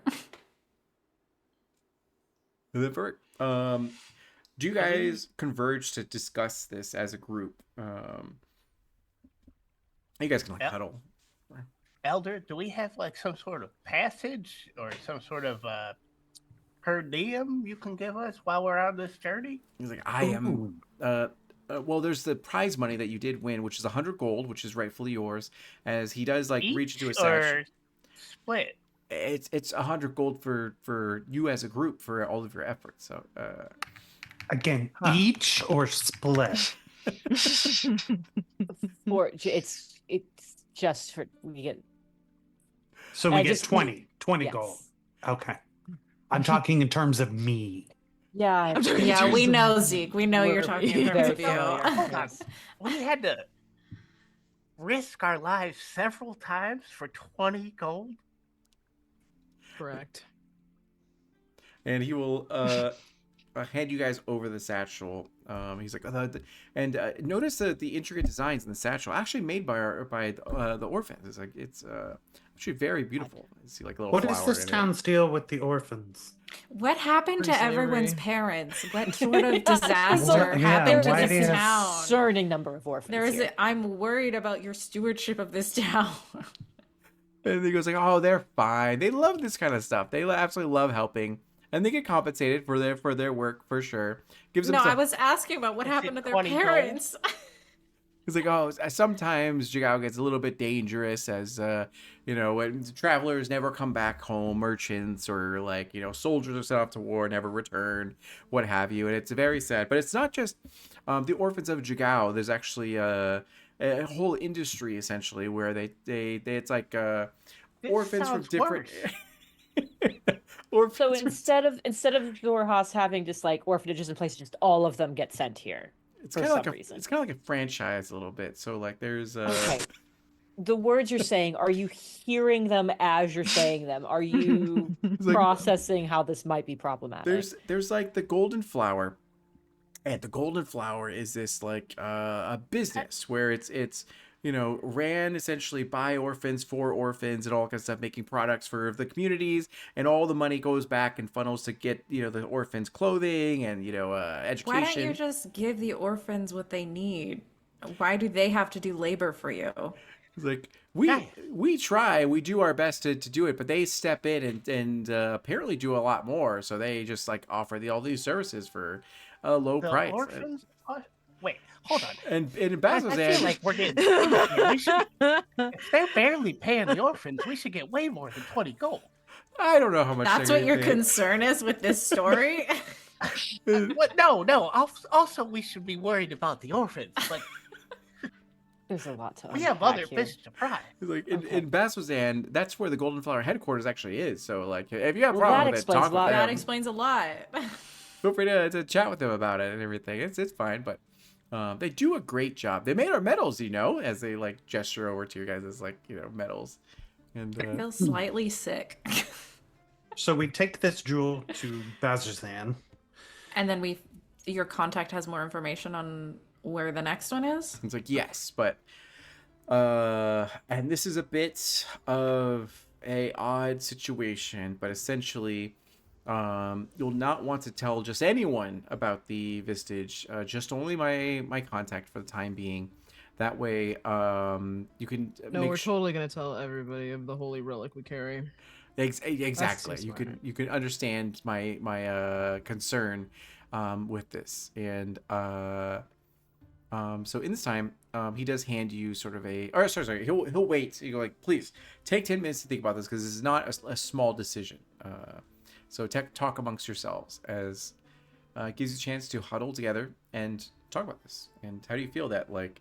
At the start of yesterday, you guys were having breakfast, doing your thing, celebrating Foxglove's birthday, saying it was going to be totally chill and super cool, and now you're being told to leave this place and go on a journey that will take you far from here, more than likely in danger in some capacity, to deliver this holy relic, and you have like tonight to decide essentially.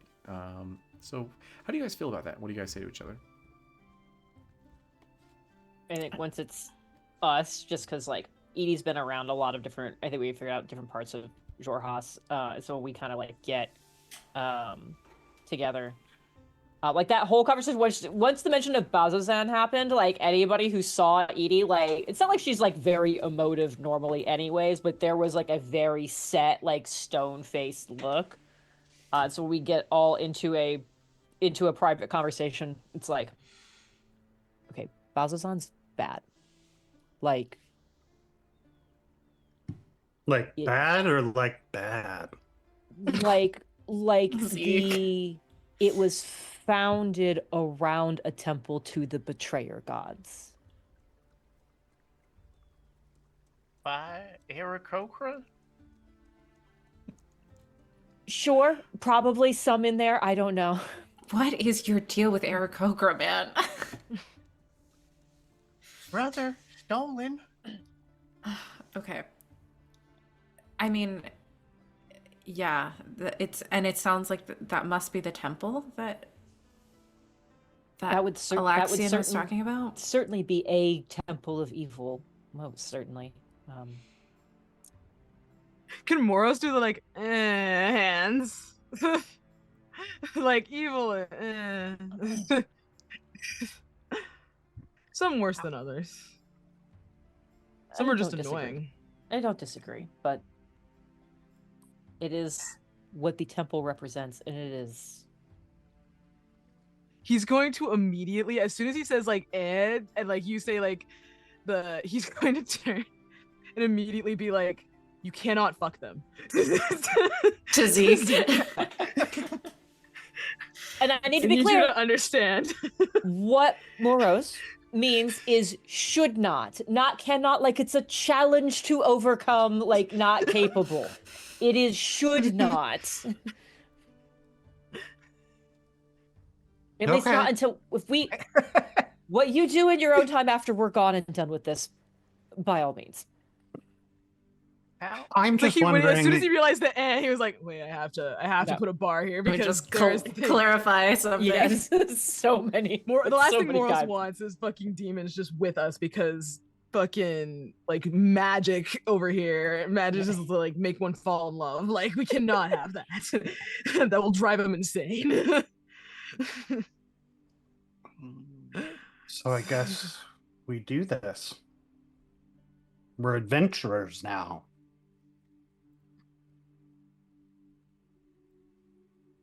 Yeah, I'm not going to say that this is something I'm very familiar with, but I do get the feeling that if multiple gods are involved in a vision, that's probably not something we actually have a lot of choice in, and it's going to find us one way or another. How many days ride is it to Balthazar? Bazzoxan. Balthazar? In theory, Basil? I would know approximately a distance. You say Yes. Basil, and my bat looks to you. Flutters So, over to you.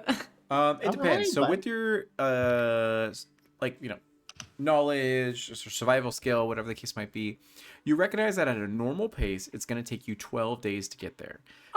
At a fast pace, it's going to take you 9 days. At a slow pace, it'll take you 15 days to get there. Yeah. Okay. And then, I guess, question, Foxglove, so we all got this vision, and I guess this item has maybe been activated. Is there potentially a force that is now hunting said item that we are supposed to transport? That is a very good question. Can I roll, now that I know a little bit more information, could I roll history to see about like what could be after? I mean, I can safely assume that this is a powerful artifact. There will be people who want it if word gets out that it's out there. But could I roll history to maybe see if like anyone in particular would be after this? Sure. Bardic inspiration. Oh, thank you. Let's see if I can make it first. Oh, I'm gonna need it. I got a 10. What's your bardic? D6, so you're gonna, you'll have to roll high. The way that I A got plus I got 8. Yeah. I got expertise in history from my feet with our level up, and I still rolled a 2. Digital dice. I'm telling you. Sometimes it betrays you. Okay, 14. 14. Sort of middling. So with the 14, you recognize that like if this is a goodly sort of item, then you can recognize that cultists of the sort of betrayer gods or what have you would probably not want this item to find its actual remaining pieces, and so on and so forth. To be able to sort of do that. So granted, there's no singular person that is like actively gonna go after you, and so far no one knows it, but except for the 10 of you sort of in this room, or I guess 11 of you in this room. So it seems like it'll stay relatively under wraps for at least now. Yeah, I think I'll let everyone know there will be people who are interested in stopping us, but hopefully we can get this done before word gets out that it's even been found, because this thing has been lost for a very long time. All right. So time is of the essence. I think so, at least in terms of keeping it quiet. Do we need to that goblin? I don't think we need to kill Elder Ushru. No, the goblin that walked out and closed the door. That goblin works Oh. with Elder Ushru. Yeah. I Swinging with also, swinging blades. yeah. So should we just prepare to leave in the morning? I think so. I might ask Elder Ushru if he has any scrolls to hide. I think what spell am I thinking of? Conceal? Yeah, like concealing, like Isabel the player can't remember, but I'll remember later. I mean, I want to ask Elder Ushru for some scrolls before we leave, but yeah, I think we should try to prepare to leave soon. Nistel's magic aura is what I was thinking of. Something to mask the Oh, the presence of the item. Yeah. the presence of them. Gotcha. I don't know. I don't know that spell. I don't know if Elder Ushru has one, or if he has a lead on where to get one. But I think that would be smart to try and get that. That way, if word does get out that this amulet has been found, at least we can try to cover our tracks a little bit. Perfect. So shall we tell the elder that we're in? I think so. I guess, do we want to leave today? Like, is there a benefit in staying the night? We all just kind of woke up. Well, I guess not Edie, but the rest of us just kind of woke That'll up. be fine. It's like 4 p.m. right now. Yeah, we definitely don't want to be in the middle of fields when dark hits around here. So it's probably better to wait till morning so we can actually like make some serious headway and find more safe places to set up camp. We're not going to be able to get far enough before night falls. Good, then we can get drunk tonight. Hey, we got folding money. We got 20 gold each. And remember, a single piece of gold can feed you for a week. So it's in this economy, it's not bad. It's not bad. Amazing. So, in this time, you turn over and you see the other group is like chatting away, and you kind of overhear their conversation, and you hear Callister be like, "I mean, if Lucia's gonna go, then I will go as well, just to make sure that everything's gonna be taken care of." And then Bill is like, and he kind of looks over and then sees that you guys have kind of agreed to sort of go, and he's like, "Well, if yes, I will go too. It's only right that I do this. It's what my goddess would want, essentially." And then Ethan is like, "Well, I normally don't kind of do this stuff, especially for free, but I have a very vested interest in this situation, so I'll tag along. I'll use my skills and whatever I can do to help out." And then Esteban's like, "Great, it's decided then. Like, go team!" As tries to put his hand in, and then Lucia will do it, but Callister will half-heartedly do it, and Bill will do it, but Ethan won't. And then at this point, you guys turn around, and Elder Usher was like, "So who will go and take this item to Bazzoxan?" We all will. We've discussed it, and we're going. And We'll leave in the morning. and like, perfect. I cannot thank you enough for doing this. You're doing the world itself a great favor for this, and I wish you the best. I know that this is not something you probably ever wanted to happen to you, but it did happen to you. And now I only hope for a swift and safe sort of journey to bring this item over, and hopefully reunite it with its other sort of pieces if possible. Here is the letter, as he hands this letter over to you guys. It's very thick. It seems to have some writing into it, and it's addressed to Viren Thelas. And he goes like, "There, my friend Viren is there. They've been in contact, for me for a while, and they're of the Aurora Watch." And you're making a face. Why is this? Is this a lore character? Oh, your mic is muted.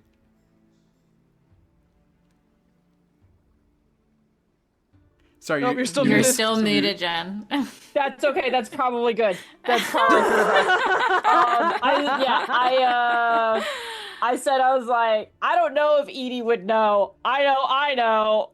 And yep. Carl's Yup. with me. This is fine. Oh, so this is a lore character. Okay. This is so fine. Amazing. So he goes like, Baron's a super dope person, and they are absolutely going to take care of you. And then so let me see here. Now you got me concerned. Oh my gosh.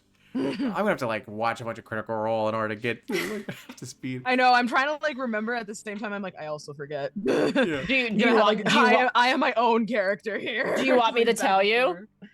If you'd like to, yeah, go for it. No, I was gonna say, I was like, I'm asking more Jay, because it sounds like Jay probably like knows some of the lore, and then I can Oh. No, explain more to D'Angelo I'm gonna later. use it. I'm gonna use it to my advantage with my character who also like barely remembers shit. So I'm just Okay. gonna be like, so every so often I'll have like the, oh yeah, Great. this Okay. is connected to me somehow. Then I will say that, and I will come up with a short explanation for D later. Okay. So, yes. So in this time, he explains to you, take it to my dear friend, trusted. They're gonna take care of you, Varen Thelos of the Aurora Watch, and then they should be able to help you out essentially. And he goes, and Esteban essentially is like, well, if you don't mind, because you guys are the ones that experience this vision, you should probably be the ones to hold the Vistage. But at any point, if the burning grows too great or whatever the case might be, please, communicate with me. I will do what I can to help out. Otherwise, we will tag along to be able to ensure that you guys get there safely, and we just do what we can to help out as much as possible. And he goes, and I feel comforted by this because I just want to make sure that my dear friend Hayden is all good, because once we get this wrapped up, there's many more things we need to handle here, and yeah.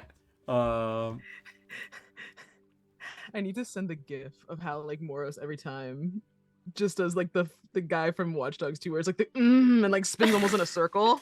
Like so like can't say what he wants Just to say. so upset. Yeah. Just so upset and so quiet. In the Memes Galore channel, that's where all the memes are. But Yeah, I have to it's true. find it. Yeah. And then okay, so yes. In this time, he goes, then it's decided that if there's anything I can do to help you, I will try to gather some rations to make the trip as easy as possible. I'll gather and see if I can get a cart for you and some mounts to be able to help you make this journey as easy as possible, because I know this is going to be more than you ever expected doing, but if I could make it easy in any capacity, I absolutely will do so. As he hands you a map. Oh yeah, let me get that for you. He hands you a map of the area and the road. That way you can see exactly where you guys are, and then in relation to where you need to go. And let me get you. There we go. This one. And I will also put it into the map here on Roll20. That way you guys can see it. Oh yes. So essentially, you guys got to go down south and then to the east. So it's not a crazy journey, but it is going to take some time for you to get over there. Oh yeah, barbed fields. Excited for that. It's gonna be great, But the Emerald Loop sounds so nice and so That pleasant. sounds pleasant. Hollowed Path, neutral, Deep River Mind, maybe it's deep with friendship, So Definitely that. That's why it's red. exactly, yeah, it's good, it's great. So For love. amazing. So in this time, Elder Ushru is like, I'm gonna get everything sorted for you to make sure this journey is as easy as possible. If you need anything, please let me know. I won't be too far, from here. And I wish you good luck and thank you for everything. As he gives you a genuine sort of like deep bow as he hurries off to go in and Hey, where are you buying supplies? Can I tag along? he's like, oh, of course. There's many stores in Jigao to be able to purchase goods. And let me get you the list of supplies. Yeah, I'm definitely gonna ask also as he's heading out, like about spell scrolls.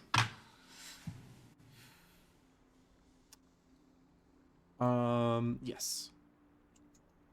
Let's see. Oh man, I shouldn't share this with you.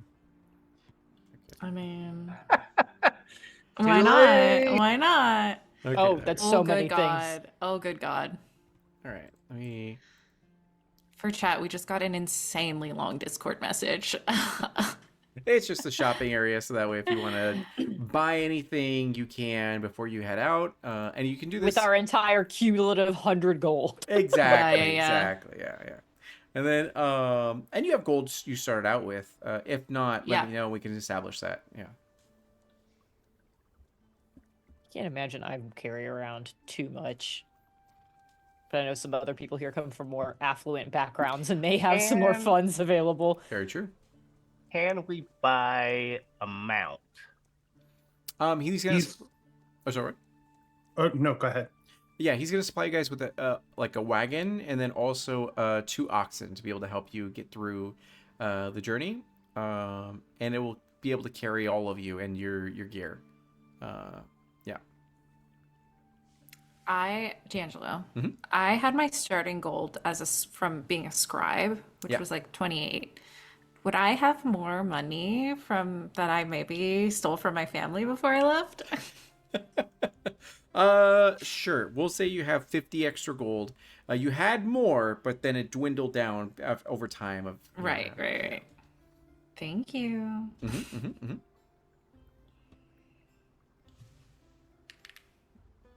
And then perfect.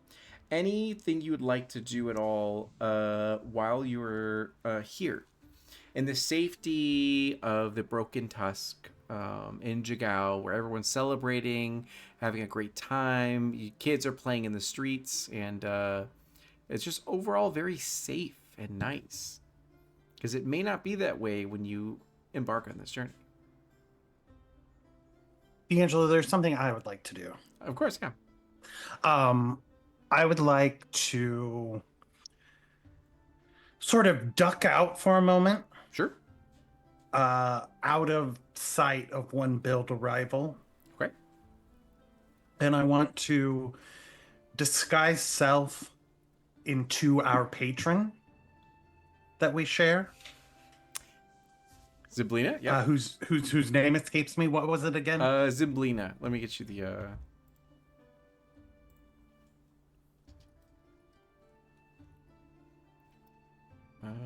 there we go. Well, this is kind of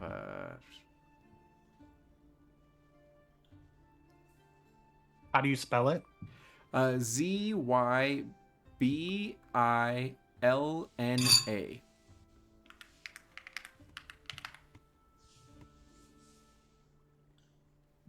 And she's the leader of the Domain of Delight. Gotcha.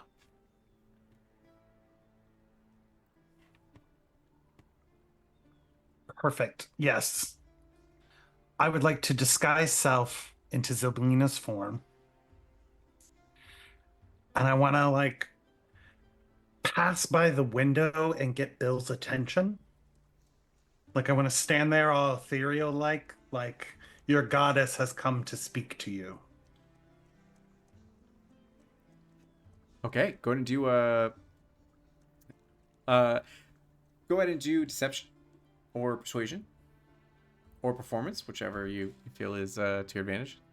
I'm going to do deception, and because I have the actor feat, I get to do it at advantage.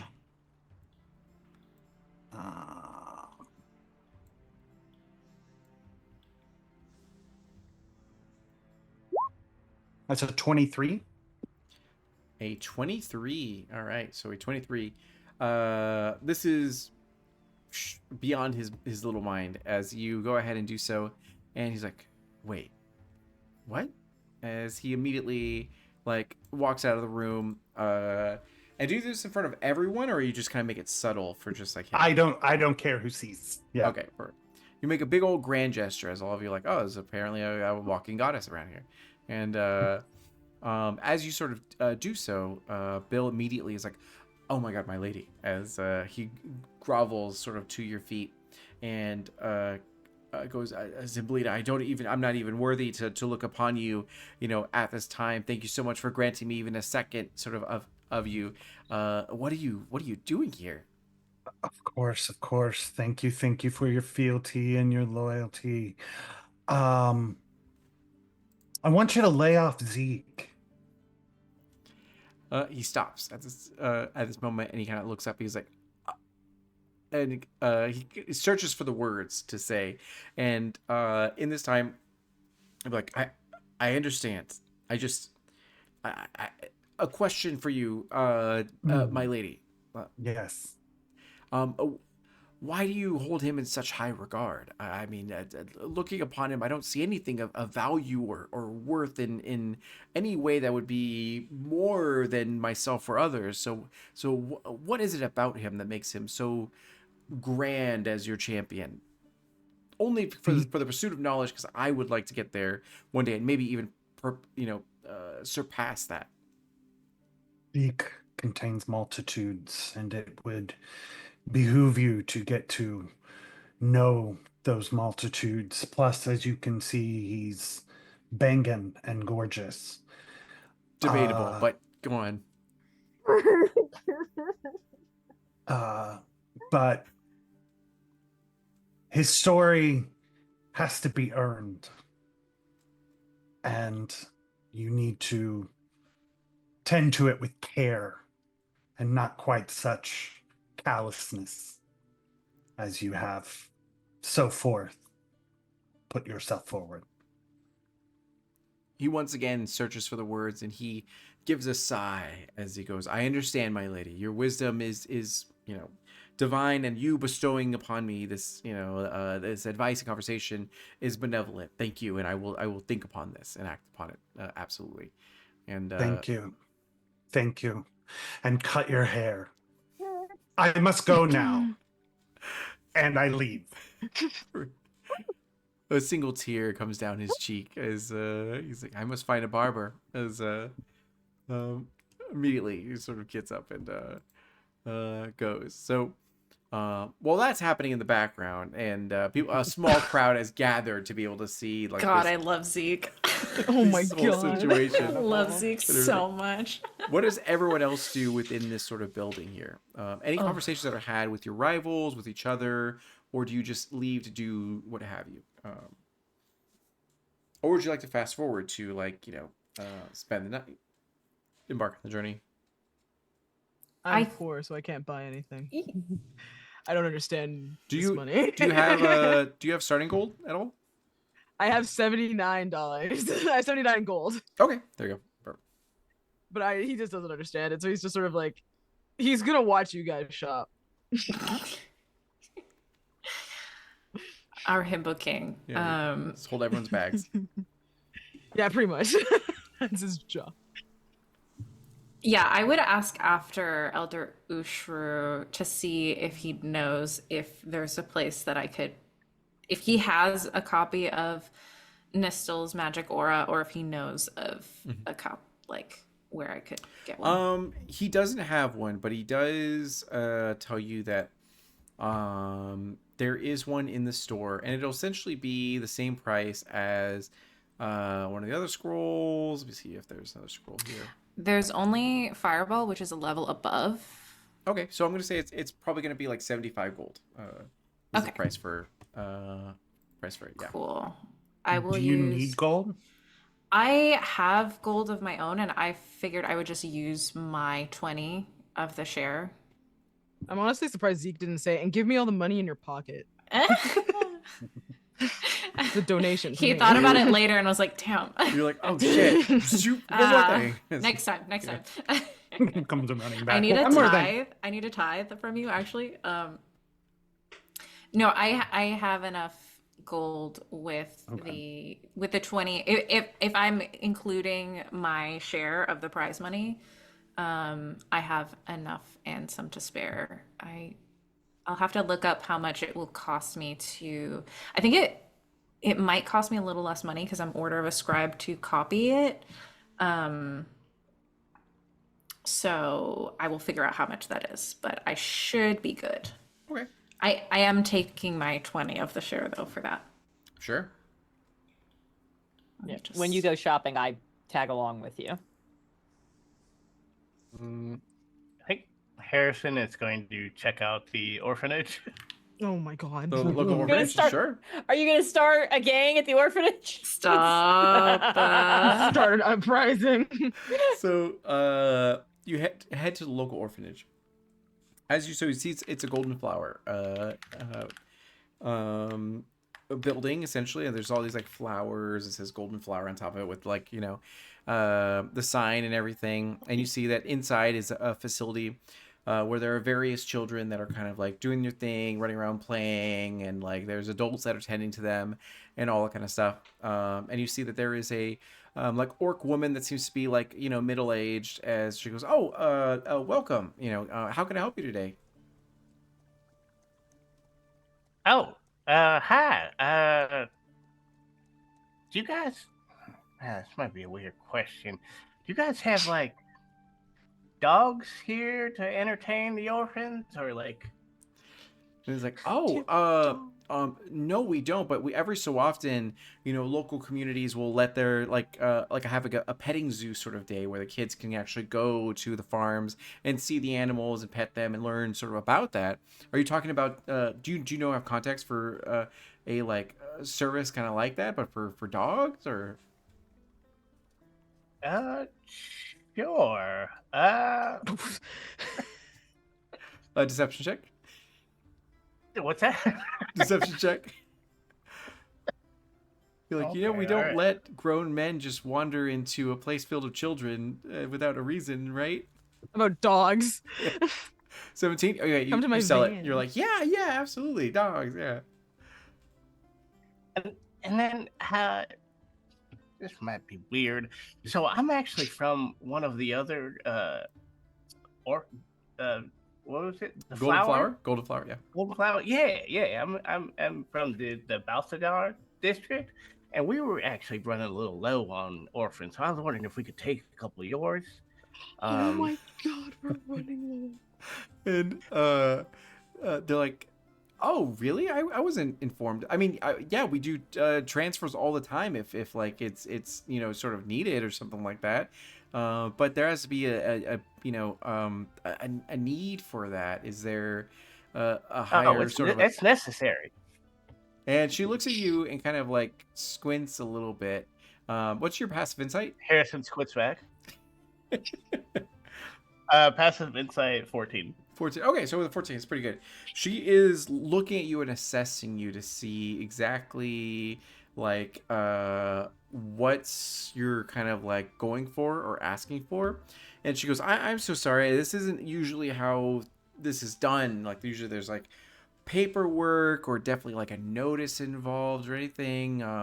Do you have any of that kind of stuff? I just like I just couldn't even imagine letting any one of these angels like go without knowing that it was all above board or something like that.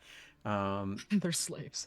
And then she like looks to you and then she also seems to like look nervous and sort of look around and everything as if she's like kind of rubbernecking a little bit to like look to see if there's a certain person that's sort of around that yeah.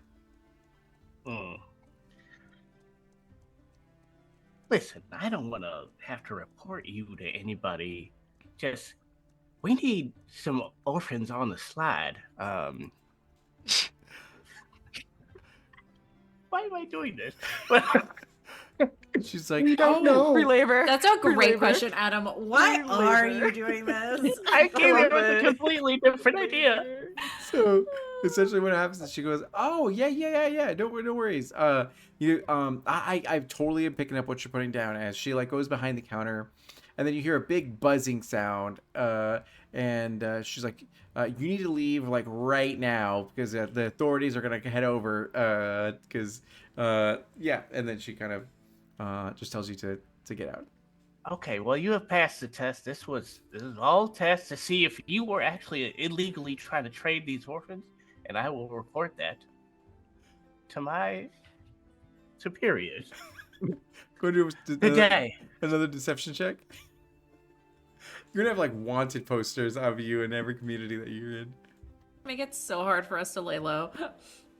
11. So she doesn't believe you. She's like, she'll just get out of here. As you end up heading out, and as you head out, there's like a couple guardsmen that are like heading towards the building as you're like getting out of the building. They don't stop you at all or anything like that, because it's too late at that point, and you're just like gone, lost in the crowd of Jagao as you sort of do so. But for a split second, you see that there was something there that you were talking to her about, and she almost played ball, but recognized that you were just coming here with like empty-handed, no proof of anything, and she did not. At that point, it was too much of a red flag for her to proceed with anything, you know. So you got shut down, but you didn't get caught by the cops. So.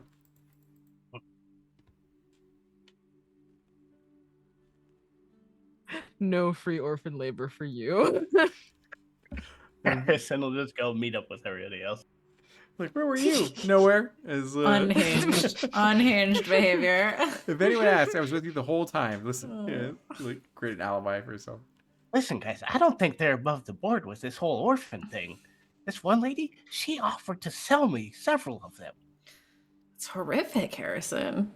Sell or like the adoption fee and thought you wanted to adopt them? I'm just trying to make sure. Oh, I'm good clear. point. Good point. I mean, I had no paperwork, so it was not above the board. What? What were you doing? Yeah, that's a nice question. Why did you attempt to buy orphans? Orphans? Yeah. Were you trying to buy orphans, Harrison? You know, sometimes you just want to see if something's possible. No. And I had no. I don't know had that. no plan past that. I was gonna set them free. They're clearly, if they're selling them to people who just come off the street, then they are not safe. You're like, you're free now. You have no support system. Go off. We're gonna just leave you. You like squat down and alone ask in for the money. city. And it's like- so in this time,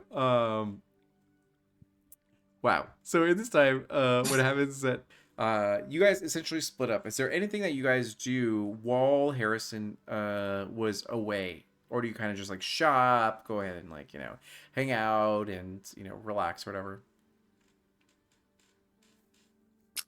I think I can't copy this spell yet because it does, checked the rules, it does cost 50 gold per level to copy a spell into your spell book. So I feel like we can better spend our gold on supplies Sure.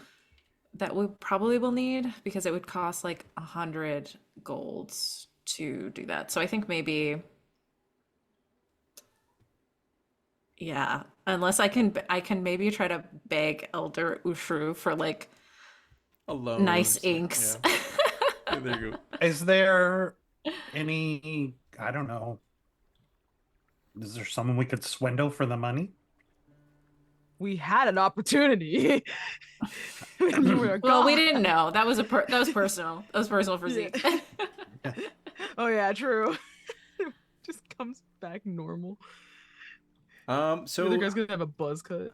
I would say Foxglove, you would know that out of everyone here, the person with the most money would probably be Lucia, because she came straight from the homeland over, so she probably is still packing some coin. I don't want to ask her, but I do think this spell would be very useful to have for the party because it literally hides magic items, and we're transporting a magic item that we're trying to keep Yeah, secret. barely big yeah, barely big tragic item. Yeah, I'll go talk to Lucia. Are you gonna tell anybody about the spell that you need? Actually, yeah, I would probably do that beforehand. I think probably we're like meeting up after our little shopping adventures, and I would be like, I think you would watch Foxglove have the realization of who she needs to ask for money, who she knows has money. And it probably makes sense because Oh. you probably went to the store being like, no, I can buy this, guys. You're fine. And then you're being told like, okay, well, you need to buy this and that and this and that, and you're realizing your coin purse is just not big enough for this. Yeah, But I it- can get this. Basically, I can get this spell. I can buy the spell. I've bought the spell, but like the way that D&D justifies the cost for spell, it's like it's special magical ink that you Yeah. need to buy.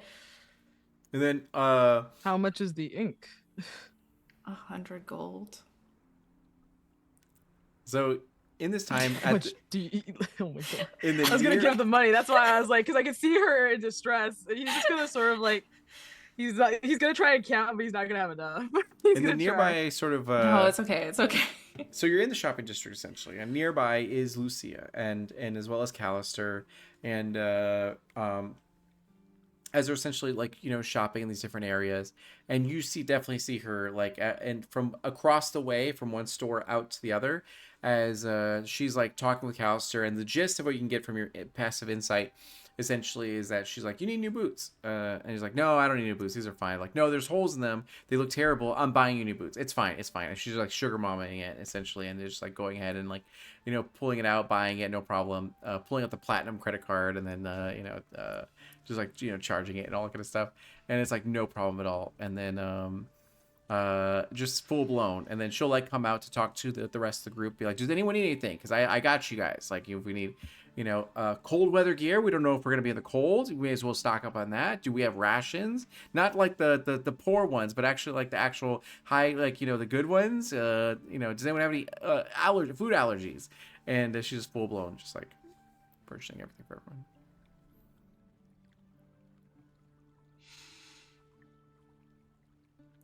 Yeah, Foxglove will just sigh very deeply, try to compose herself, and then walk over I to will- Lucia. I will put my hand on your shoulder before, like, when you're clearly gonna start walking over there. Yeah. Be like, do you want to go have this conversation yourself, or would you like me to come with you? It's okay. She's honestly like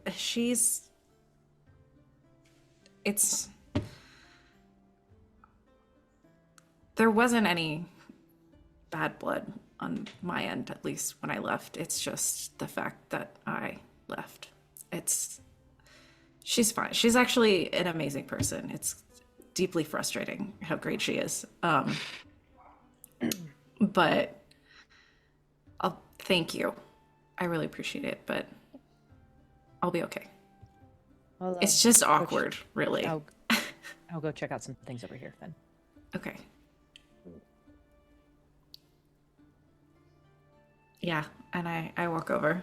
Okay, so you head over, and you see that there's Lucia, Callister, Ethan, as well as a few other people, and you see that Bill kind of walks over and be like, "Hey, did you with a fresh haircut, shorter? Somehow it makes him look better." And then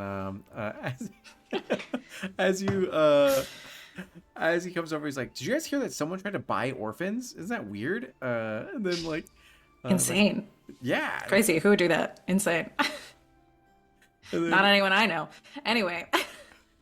And at this point, Lucia will like look over to you, and be like, "Oh, hey, did you are you getting all the things you need? The store has actually a lot of great stuff." As she like gestures over to like the general goods store and all that kind of stuff.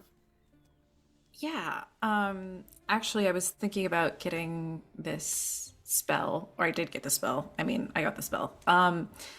That sort of hides magic items. I thought that would be something that we would, need for the quest, journey, whatever, how it is. She's like, "That sounds like a great idea. Good job. That's gonna help tremendously." Yeah, so yes, it is good that we have that. I'm sort of out of like spell copying equipment and ink, and I was just wondering if maybe you could help me pay for that, maybe. And she like looks at you and goes, "Oh, yeah, that's fine. Do you know how much it is?" 100 gold. And you definitely hear like Callister be like, you just whistle and be like, "Woof," and as she goes, she goes, "Yeah, that's fine. You know what? It's the least I could do. Your family always helped out my family when we were in financial distress and everything like that. This is the least I could do to help to repay that. So if you need it, that's fine." As she like opens up her sort of coin purse, and you definitely can all recognize that Lucia's like streetwise is very, very low, because she just full blown in the middle of the street just pulls open her coin purse, pulls out like a ton of gold. Hey, Like, maybe let's not. You don't have to pull out all your money in the middle of the street. Maybe let's not do that. and then she's like, "Oh, sorry. is that like a faux pas here? And then you hear Ethan be like, "Oh, don't worry about it. I just give it to me and I'll take care of it. I'll definitely handle it." Don't ever give him your money, by the way. Don't just wow, you're carrying a lot of cash just in the open. Okay. Okay, so people might see that and try to steal from you. So you might want to maybe keep it quiet how much money you have and not just flash it in the middle of a very busy street in a shopping district. She's like, I don't have that much though. It's only like 700 gold. It's like, Honey, that's a lot of money. and then you definitely see Ethan be like, "We just became best friends." As Hey, to Lucia, and like, stay away from her. Hey, stay away from her. and at this point, she will give you the 100 gold, and goes, "Listen, let me teach you a few things about the streets essentially and how to properly navigate. Because I assume that you're from an area that's more affluent than this. Is that correct?" And then you hear them like kind of chat with each other as you have your gold. I hate this guy too. I make eye contact with Harrison. I'm like, you're right, buddy. You were right. He goes like, "And for the low fee of like 2 gold a day, I can make sure that you never get robbed." I'm gonna steer her away. Golden I'm gonna steer her away. I'm gonna be like, hey, I love and appreciate you. Thank you for helping me pay for this, but do not ever give anyone that much money again. This was very kind of you, but don't give that man any of your money or time, honestly. He's like, "Are you sure? Ethan's so nice. He's like so kind." No. He's scamming you. He's gonna scam you. He's gonna teach me how to gamble tonight. It's gonna be so much fun. No, please.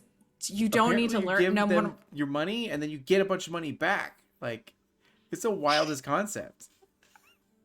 Maybe. Do you want to hang out with us? Maybe let's not gamble. She's like, "Well, they promised me that we're gonna have like one good like hurrah tonight, and then we're gonna go off and I kind of want to like do that tonight, and then but apparently we're gonna be together for like 12 days, so we'll absolutely get to hang out during this time, which would be great.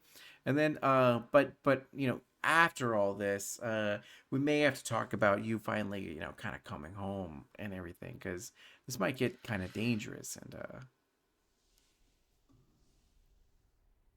Are you, after all of this, after we get a message from the literal gods calling us to a quest, you think that I should go, you still think I should go home? it's like, well, I mean, now we can't, but like after this is all done, because apparently we're gonna find this Viren Thalos, this friend, super chill, totally down to earth person, and then they will take it from there, and then that point we're relieved of this, and then At that point, I think, Lucia, I think you should go home.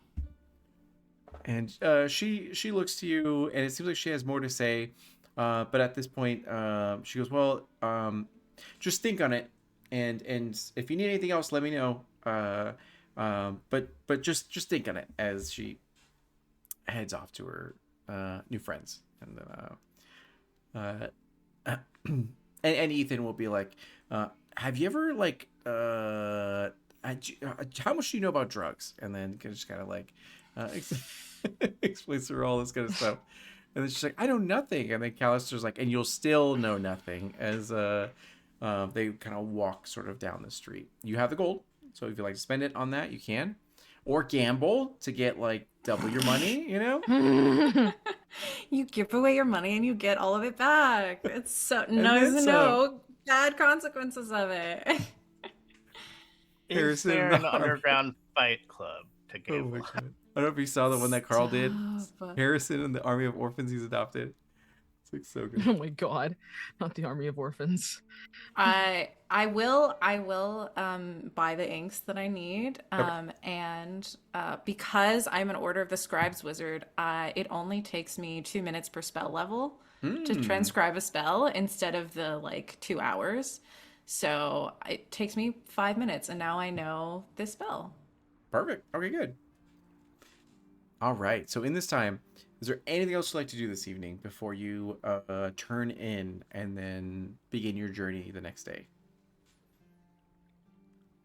Oh, and then Elder Ushuru essentially tells you that you have the rooms for like the rest of the week essentially if you need it.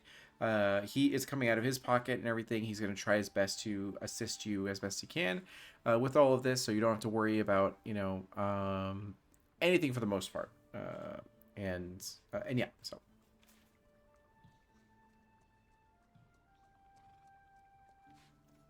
I think we just go drinking and maybe try and pickpocket people. I don't. At least drinking. You just want to do crime. You just want to do Just crime. do some petty theft. Don't worry about it. Like the heroes of Xandria, and then Harrison.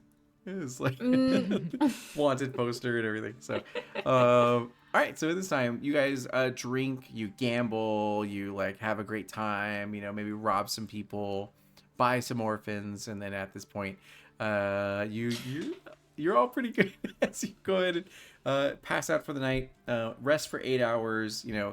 And then you wake up all refreshed and sort of ready to go in the Broken Tusk.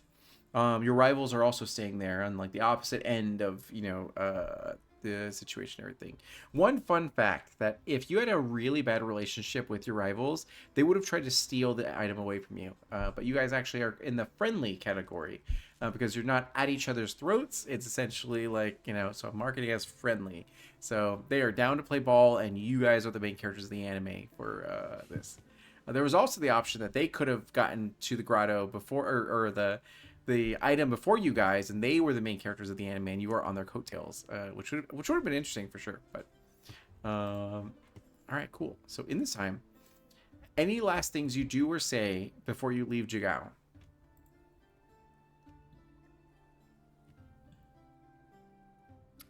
I think Harrison is gonna talk to the group like, listen, guys, I just want to put it out there. I was only going there to buy a dog, and then things kind of At spun an out. orphanage? At an You went to an orphanage to buy a dog? Go to do it. What kind of orphanage doesn't have like puppies or something for the orphans? So you went Most to- orphanages And so don't your have plan, puppies. so your plan was to take a puppy from a bunch of orphans. Well, I was and gonna that's- buy it. That's how you're defending us to defending yourself to us. Well, I was gonna buy it or trade it for like bedrolls or something. I don't know what they're. Yeah, but what the their orphans inventory would is. still lose a puppy in your best case scenario.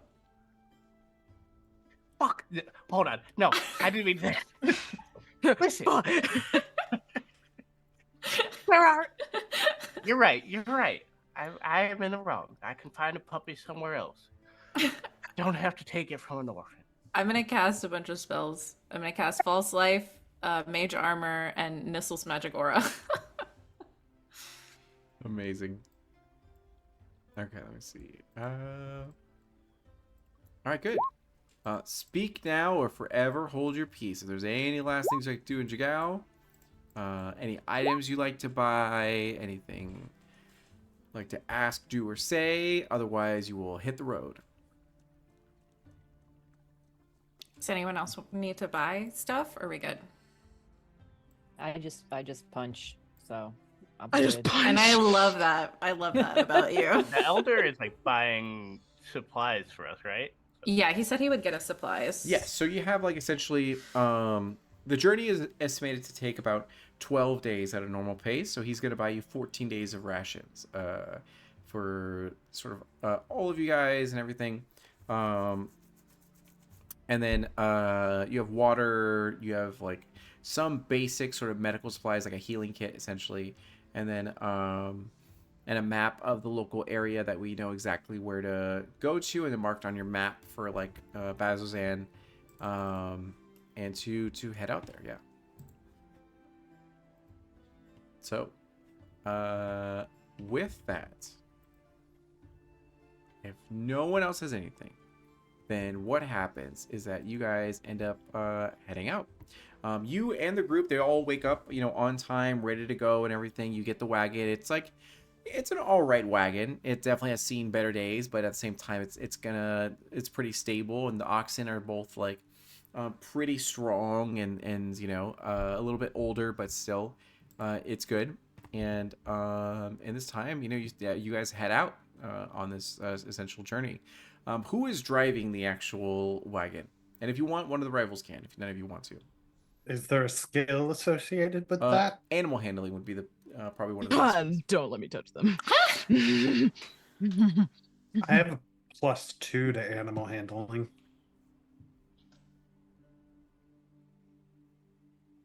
Do we know if any of our rivals is really good with animal handling?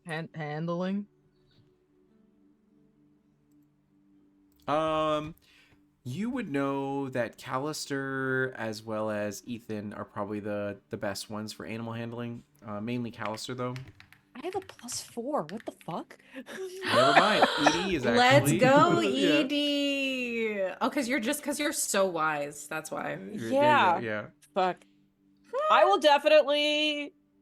I think I'm good at it, but I don't like animals necessarily. I don't dislike them, but I'm not like. Kind of like So, like, Snow if White. somebody- All the animals if come up to you, and you're like, Yeah, if somebody else steps up to do it, she's gonna let it go. If everyone is clearly looking around at each other, she'll just do a deep sigh and climb into like the driver's seat.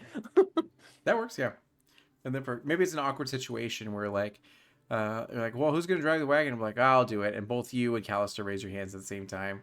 I'm like, we'll take shifts. When you get tired, I'll do it, and then until then, you could do it. And the rest of you pile in on the back or walk beside the actual carriage. So now the decision. Oh, I guess the rivals will ask. Well, how do we want to do this? Because if it was up to me, we would just like go hard and fast to get there. 12 days too long. Let's go ahead and we could do it there in 9 days, no problem. And then you hear another person kind of say like, well, I mean that would be kind of harsh on everyone involved. Maybe it would be better to just go and look at the wagon. It's not in the best of conditions. Maybe it would be solid to just go at a normal pace or even like a slower pace, just to make sure we really get there on time. Because if this thing breaks down or one of the oxen has issues, it could take us even longer than 12 days. And the debate is before you all. What would you like to think about, decide? Do healing spells work on Ox? Sure, yeah. But there are certain things that healing spells like just can't handle. Yeah.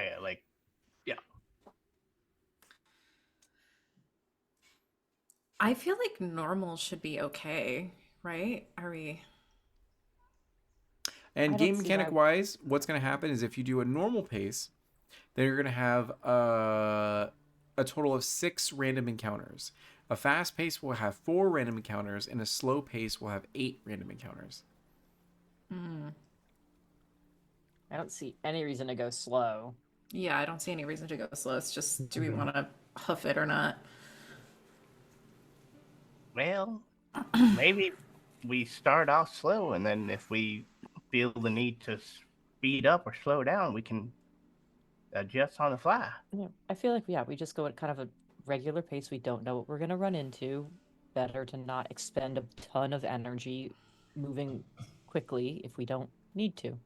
And essentially, the difference is, number one, the random encounters you have. Number two, if you go at a normal pace, you'll be exposed to a nighttime encounter. If you go to a fast pace, there'll be more nighttime encounters because you're essentially pushing sort of through the night to keep going until you have to then at the very dead of night take a break and all that. But at a slow pace is nothing but daylight sort of encounters.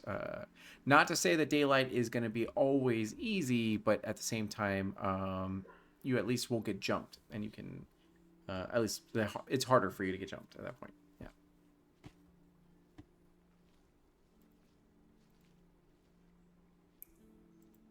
I think does anyone want to rush? I think is the question.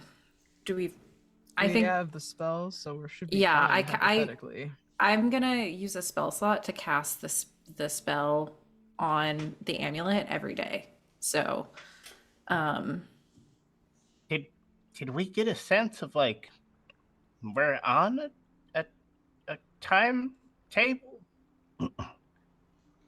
Could we go Like the there sun? next year? Do we have to be there in 3 days? What's I think the... I think the only reason we're rushing is just because we don't want anyone to know that we have this. So I think let's just the normal pace sounds like the most reasonable one.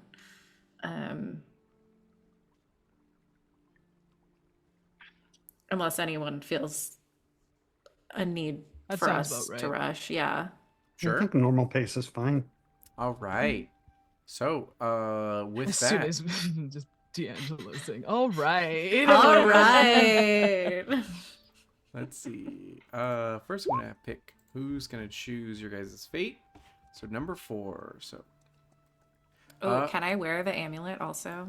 if you want to. Are you wearing it out or like under No, your hidden, clothing? hidden, Okay. hidden, I hidden. just, You made it like make a I'm sure. wearing like spinner a and he's like, high collar, Of course you are. I love it. like, yeah, Amazing. a high collar sleeveless like robe situation top. Hell yeah. So, Mhm. so Edie, I need you to roll a No. D8 for us. Your little no. A D8. Yep. God, I don't want this to be my responsibility. Please go ahead and roll Okay. to see how the group dies. Oh, wonderful. 5. 5. Nice Feast for middle the number. eyes. So let's see what this is. Okay. Oh, I'm sorry. I should probably describe what you guys are seeing here. So, as you're traveling through this, you've left Jigao. It's in like, very quickly it becomes in the horizon. You go through this area, and you go through the wastes of Zorhas, a stark landscape roamed by mastodons and packs of moorbounders. And as you guys are sort of through here, it's like, you see some travelers, some merchants that go by. The road isn't completely absent, but at the same time, the further you get, the less you see of people in here. And you travel for a good number of hours, and in this time, the back of the wagon is kind of getting a little crowded, and there's some like slight conversations that are had between different people, as Ethan will essentially keep teaching Lucia about like streetwise stuff, and be like, you want to keep your coin purse inside your actual sort of like clothes, that way you don't, like, the cup purse can't just cut it. They have to, it's a lot harder for them to do this, so you're gonna want to like stitch your coin purse to be actually inside. And she's like, oh, that makes so much sense. And then she's just like, he's just like teaching about all this kind of stuff. And then and eventually what you guys end up experiencing is, as you're going through, you're seeing some mastodons, and they're freaking out. And mastodons are these giant, like, mammoth, essentially, creatures. And as you see this, where's it at? You can see that there is a Gloomstalker. That is let me see if I can get a photo for you. I rolled us a Gloomstalker. Let's go. Oh. Let's go. Oh. You did. Jen, So, it's not your fault. it's It's not your all fault, your Jen. fault. Jen, it's not your fault. Don't listen to him. Flash flooding all over again. Don't listen to him. Who are you gonna save and who are you gonna let die, Jen? Stop. I mean, I do have a hierarchy in mind already, but Oh my gosh. It's like Harrison and then everyone else. No. So, all right. So in this time, you guys see a Gloomstalker, and just for everyone's general knowledge, let me see if I can display this to. Can you see this? Yeah. You can sort of see this. So you essentially see this creature here. That is a very large, literally on the description, a large monstrosity, typically neutral evil. So that's fun. And oh yeah, here's the description. That's fun. Yeah, a Gloomstalker is a terrifying everybody winged else predator, know- yeah, I was about to say, does everybody know what it is, or do they just see Uh, monster? resembling a wyvern composed of twisting shadows with glowing eyes and dagger-like teeth. Yada yada yada yada. So as you see this, that's a great point, because not everyone may have ever seen this in their entire life. So you hear the sounds of the Gloomstalker like screeching and shrieking essentially, and then you see the mastodons kind of like freaking out here, and then Can I channel divinity? Sure, if you'd like to. Yeah. And it is about probably like I'd say 80 feet away from you guys. And they're these mammoths are Oh, slowly. it's 80 feet. Yeah. Yeah. These mammoths are thought it was slowly closer. moving across the waste. Don't worry, it will be closer soon. Minding their own business. And oh, I'm so sorry. I have to roll to see how far away you are. I can't just decide. So 11. So it's about 1,100 feet away from you guys. Oh. It's very far. Okay, Never fucking mind that. I guess okay. I Yeah, so won't it's, channel you see this divinity. in the distance. Yeah, it's not like in front of you. I thought it was uh, way closer.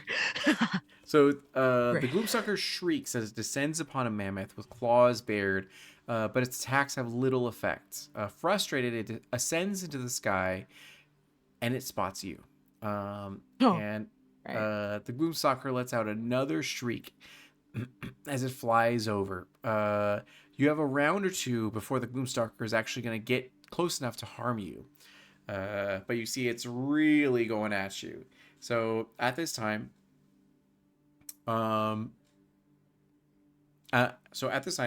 what is it that you guys would like to do here? Pull the wagon over to like deal with this threat, or you want to ride hard and fast to be able to see if you can evade it by any chance?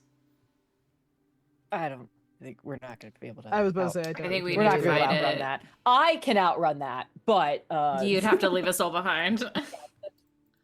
you said I look at Gallister for a second and then move on. You're like, go ahead, could do it. You're good at running away, right? Damn. Okay. Ice cold, Callus. Anyways, Harsh. is it No, daytime or nighttime? Because this makes a huge difference. It is the beginning of the day, so it would actually be Okay. about maybe like 11 a.m. or so. All right. Yeah. This is less terrible because the sun's out. So there's that. Still not great, but it's not the worst. It's still. Can I know when it's 60 feet away? Sure. Yeah. You get Yeah, a giant like ruler and then kind of like. I figured it's a pretty good guesstimate if I'm a fighter. Like if I fought before. Yeah. I would say so. Yeah. All right. I need everyone to roll initiative. Yeah, I would like to prepare a spell in the time before. Yeah, absolutely. You have like 2 rounds to like do what you Rolled like. such bad before. initiative, you guys. Shit with dice. Am I think using? it's great. Oh god. I Oh think you're god. doing What great. dice? What dice? Oh, this is truly so awful. Oh my god. Okay. I think you're doing awesome. I think you're doing awesome. Thanks, Good Gia. I was like, how do Angela. I roll? How do I roll in? D&D Beyond. Well, I was gonna say enroll in Oh, Roll20. I could yeah. do I'm just like so curious. I was like, I love using my physical dice, but like everyone's being so fucked by the digital ones. I'm like, I feel like I If you should do it. D&D Beyond, Don't you get do the you get the plugin for Chrome, and it'll port your D&D Beyond rolls into I'm- Roll20. I'm Beyond not- 20, yeah. I don't have. I'm using Firefox, so this is gonna be forever. So I'll at least roll in D&D Beyond. I'll click my initiative. So let's see what you Don't do. I'm gonna do try a it. Don't different do type of it. die. No. Did it betray you too? It betrayed me a little bit, but here's the thing. Okay. Mhm. So I rolled a 10. So looking at the party, we're missing. That's 4 initiatives. Whose are we? I was changing my dice to see if it'll Got it. change anything. Probably won't, but we could try. Because I need to know what everyone's initiative actually is. Oh, I'm so excited. So I can for make this. D'Angelo upset. Are you gonna swap with someone? Or are you gonna do the 13. I am. Okay, ready? 13. Or whatever it's Okay. called?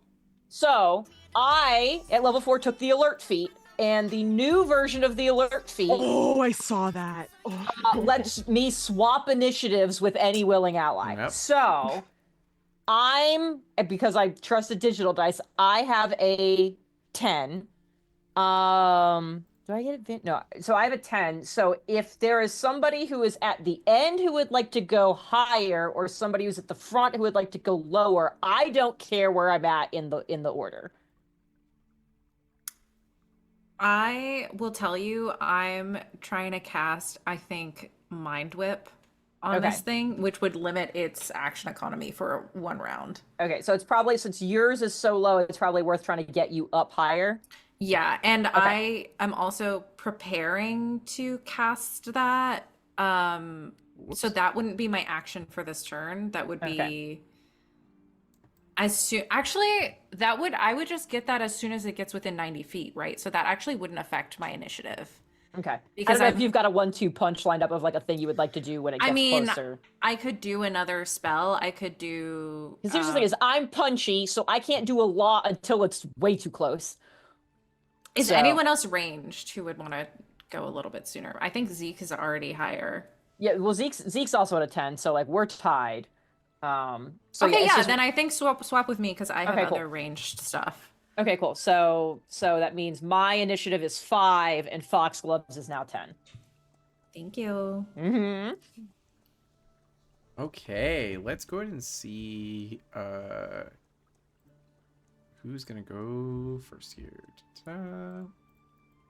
Yeah, so and then my spell will go off as soon as my prepared spell will go off as soon as it is within 90 feet of me. Yeah, if we get to prepare like actions outside of our turn for like seeing it having been coming, I do have also something prepared for when it gets within 60 feet. Okay. Yeah, so you guys have 2 rounds to do what you need to in order to do this, and then this thing is coming towards you. So going first, down the line is Harrison. Harrison, what would you like to do in this situation?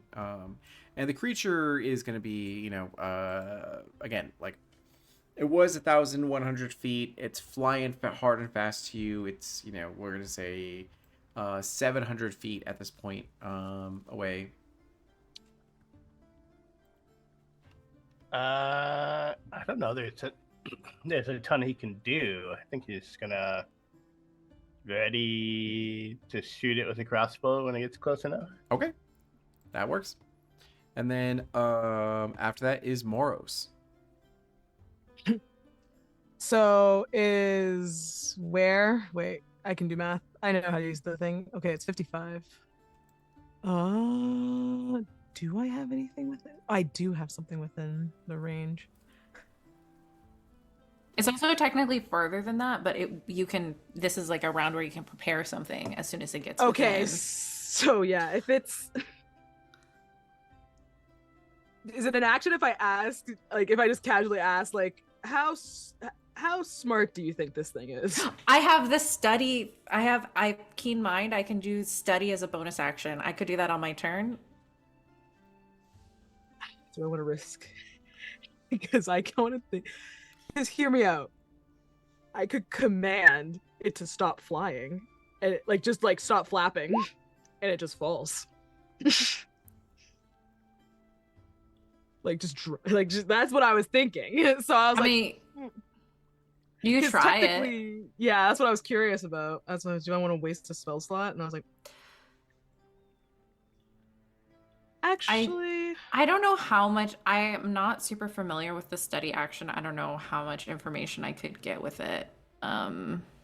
Yeah, because it's just I'm trying to assume if it's like smart or not. Because it's like halt. It's like doesn't move. I assume doesn't move mean it just freezes pretty much, and it'll fall and take damage. That's what my goal was. Yeah. But at the same time, I know what it is. Rules is written, but I don't know what D'Angelo would do. Yeah, I was gonna say D'Angelo. You could also interpret. You could also interpret it as it lands. Stop flying or something. Yeah. Or just like hover. You know. Sorry, I just. Yeah, D'Angelo, what do you think? Yeah, hey, D'Angelo. Yes. Mm-hmm. DM D'Angelo. Sorry, I just gotta roll something real quick. Oh God, I was gonna say, I was just saying, when it says halt and it's a flying creature, does that mean it'll just freeze and it'll just fall? Because I assume like if it's like someone running or moving, it can't move. Yes, so it will, unless we'll have to read the words of halts, because it command, the words of command. Yeah, it just says on its turn. The target doesn't So move, halt takes would no just mean they actionable- stop and they just don't proceed forward. They could keep themselves. You would just afloat. hover. Yeah. So if it was rules is written- paralyzed, if it was rules is incapacitated. written a flying creature stays aloft. Yeah. So Okay, then I'll just prepare hunt. Well, it's in with the range of Hunter's Mark, so I'll Hunter's Mark it. Don't worry about those sounds. Let's see. I will cast it. I will do it properly this time. Okay, cool. Oh, give me the 6.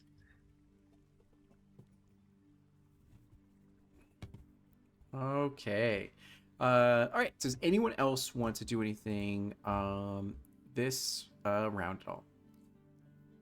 I'll wait until it gets within 60. I will use the study bonus action and try to make a check to get more information about this creature. Would you say this would fall under okay, so they give you an example of like if a nature check would be like beasts, dragons, oozes, and plants. An arcana check would be aberrations, constructs, elementals, fae, and monstrosities. This I believe is considered a hold on, let me see. A large monstrosity. Okay, cool. Could I make an arcana check? Basically it says, so normally this is an action, but I took Keen Mind, which means I can do it as a bonus action. It says when you take the study action, you make an intelligence check or to study your memory, a book, a clue, or another source of knowledge, and call to mind an important piece of information about it. And then there's a table suggesting like skills. So I would like to roll Arcana and see if I can get any useful information about Gloomstalkers. Sure, you do so.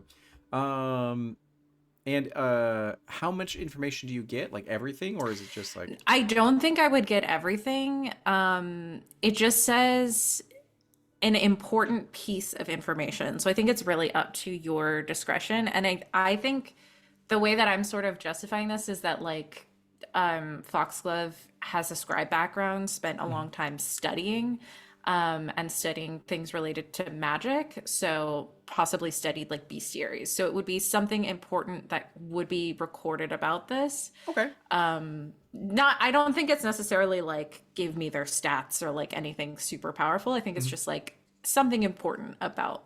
Okay, I'll give you two things. So number one, you recognize that they have vulnerability to radiant sort of damage. They're a creature made of like shadows and sort of darkness and everything like that.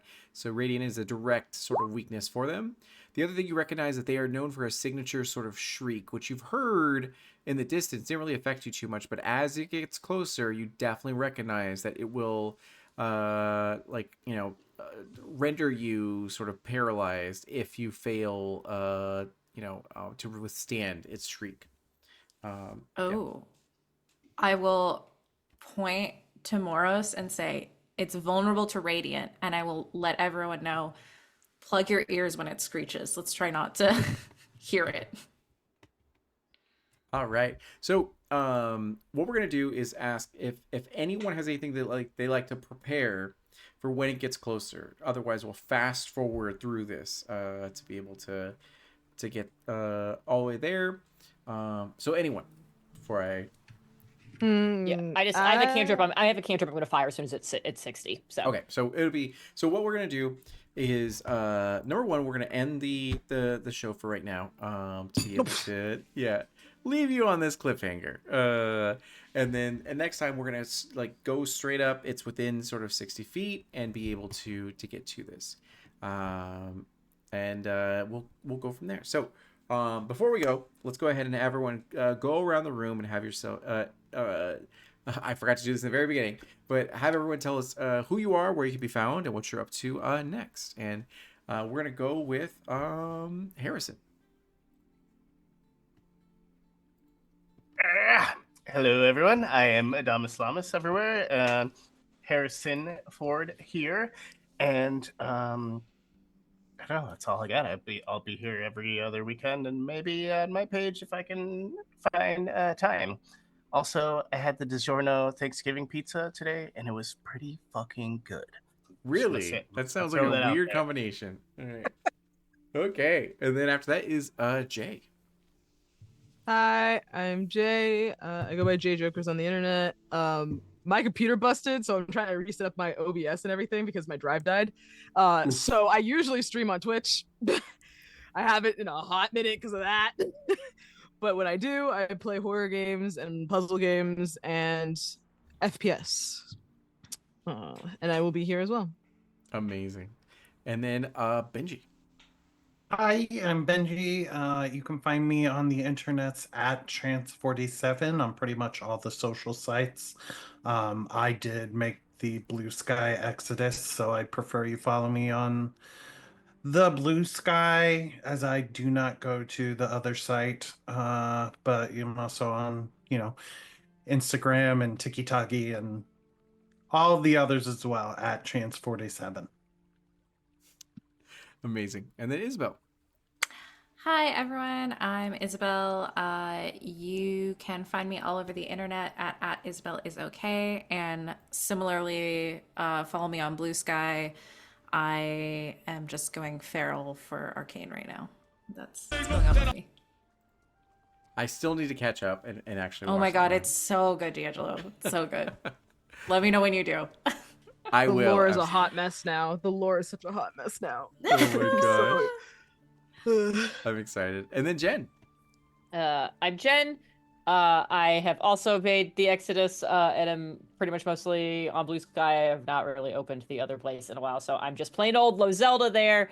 If you want to follow me on Twitch, I'm _Low Zelda. So, because Low Zelda was already taken, and Blue Sky doesn't allow underscores, so I can't make them match right now.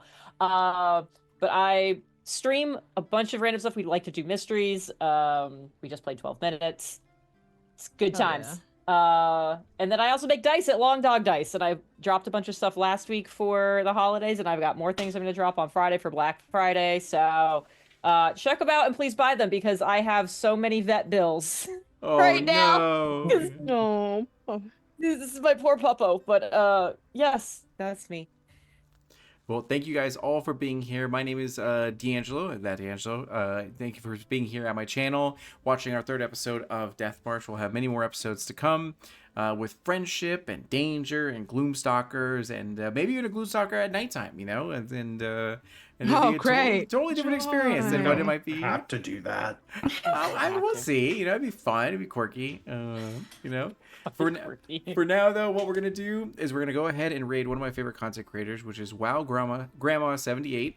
It's a World of Warcraft content creator. That is a grandma. She's amazing, and she plays World of Warcraft. So Aww. I'll send you guys over to her. Cute. Thank you guys again for everything, and we'll see you guys later. Bye. Bye. Hey. And perfect. We are out. Nice. Good job, guys. Yeah. Okay. I messaged Chef to say apparently this is a Thanksgiving DiGiorno pizza and allegedly it's quite good. And I just got back in all capital letters. A what? Oh, what? Oh my god, that's funny.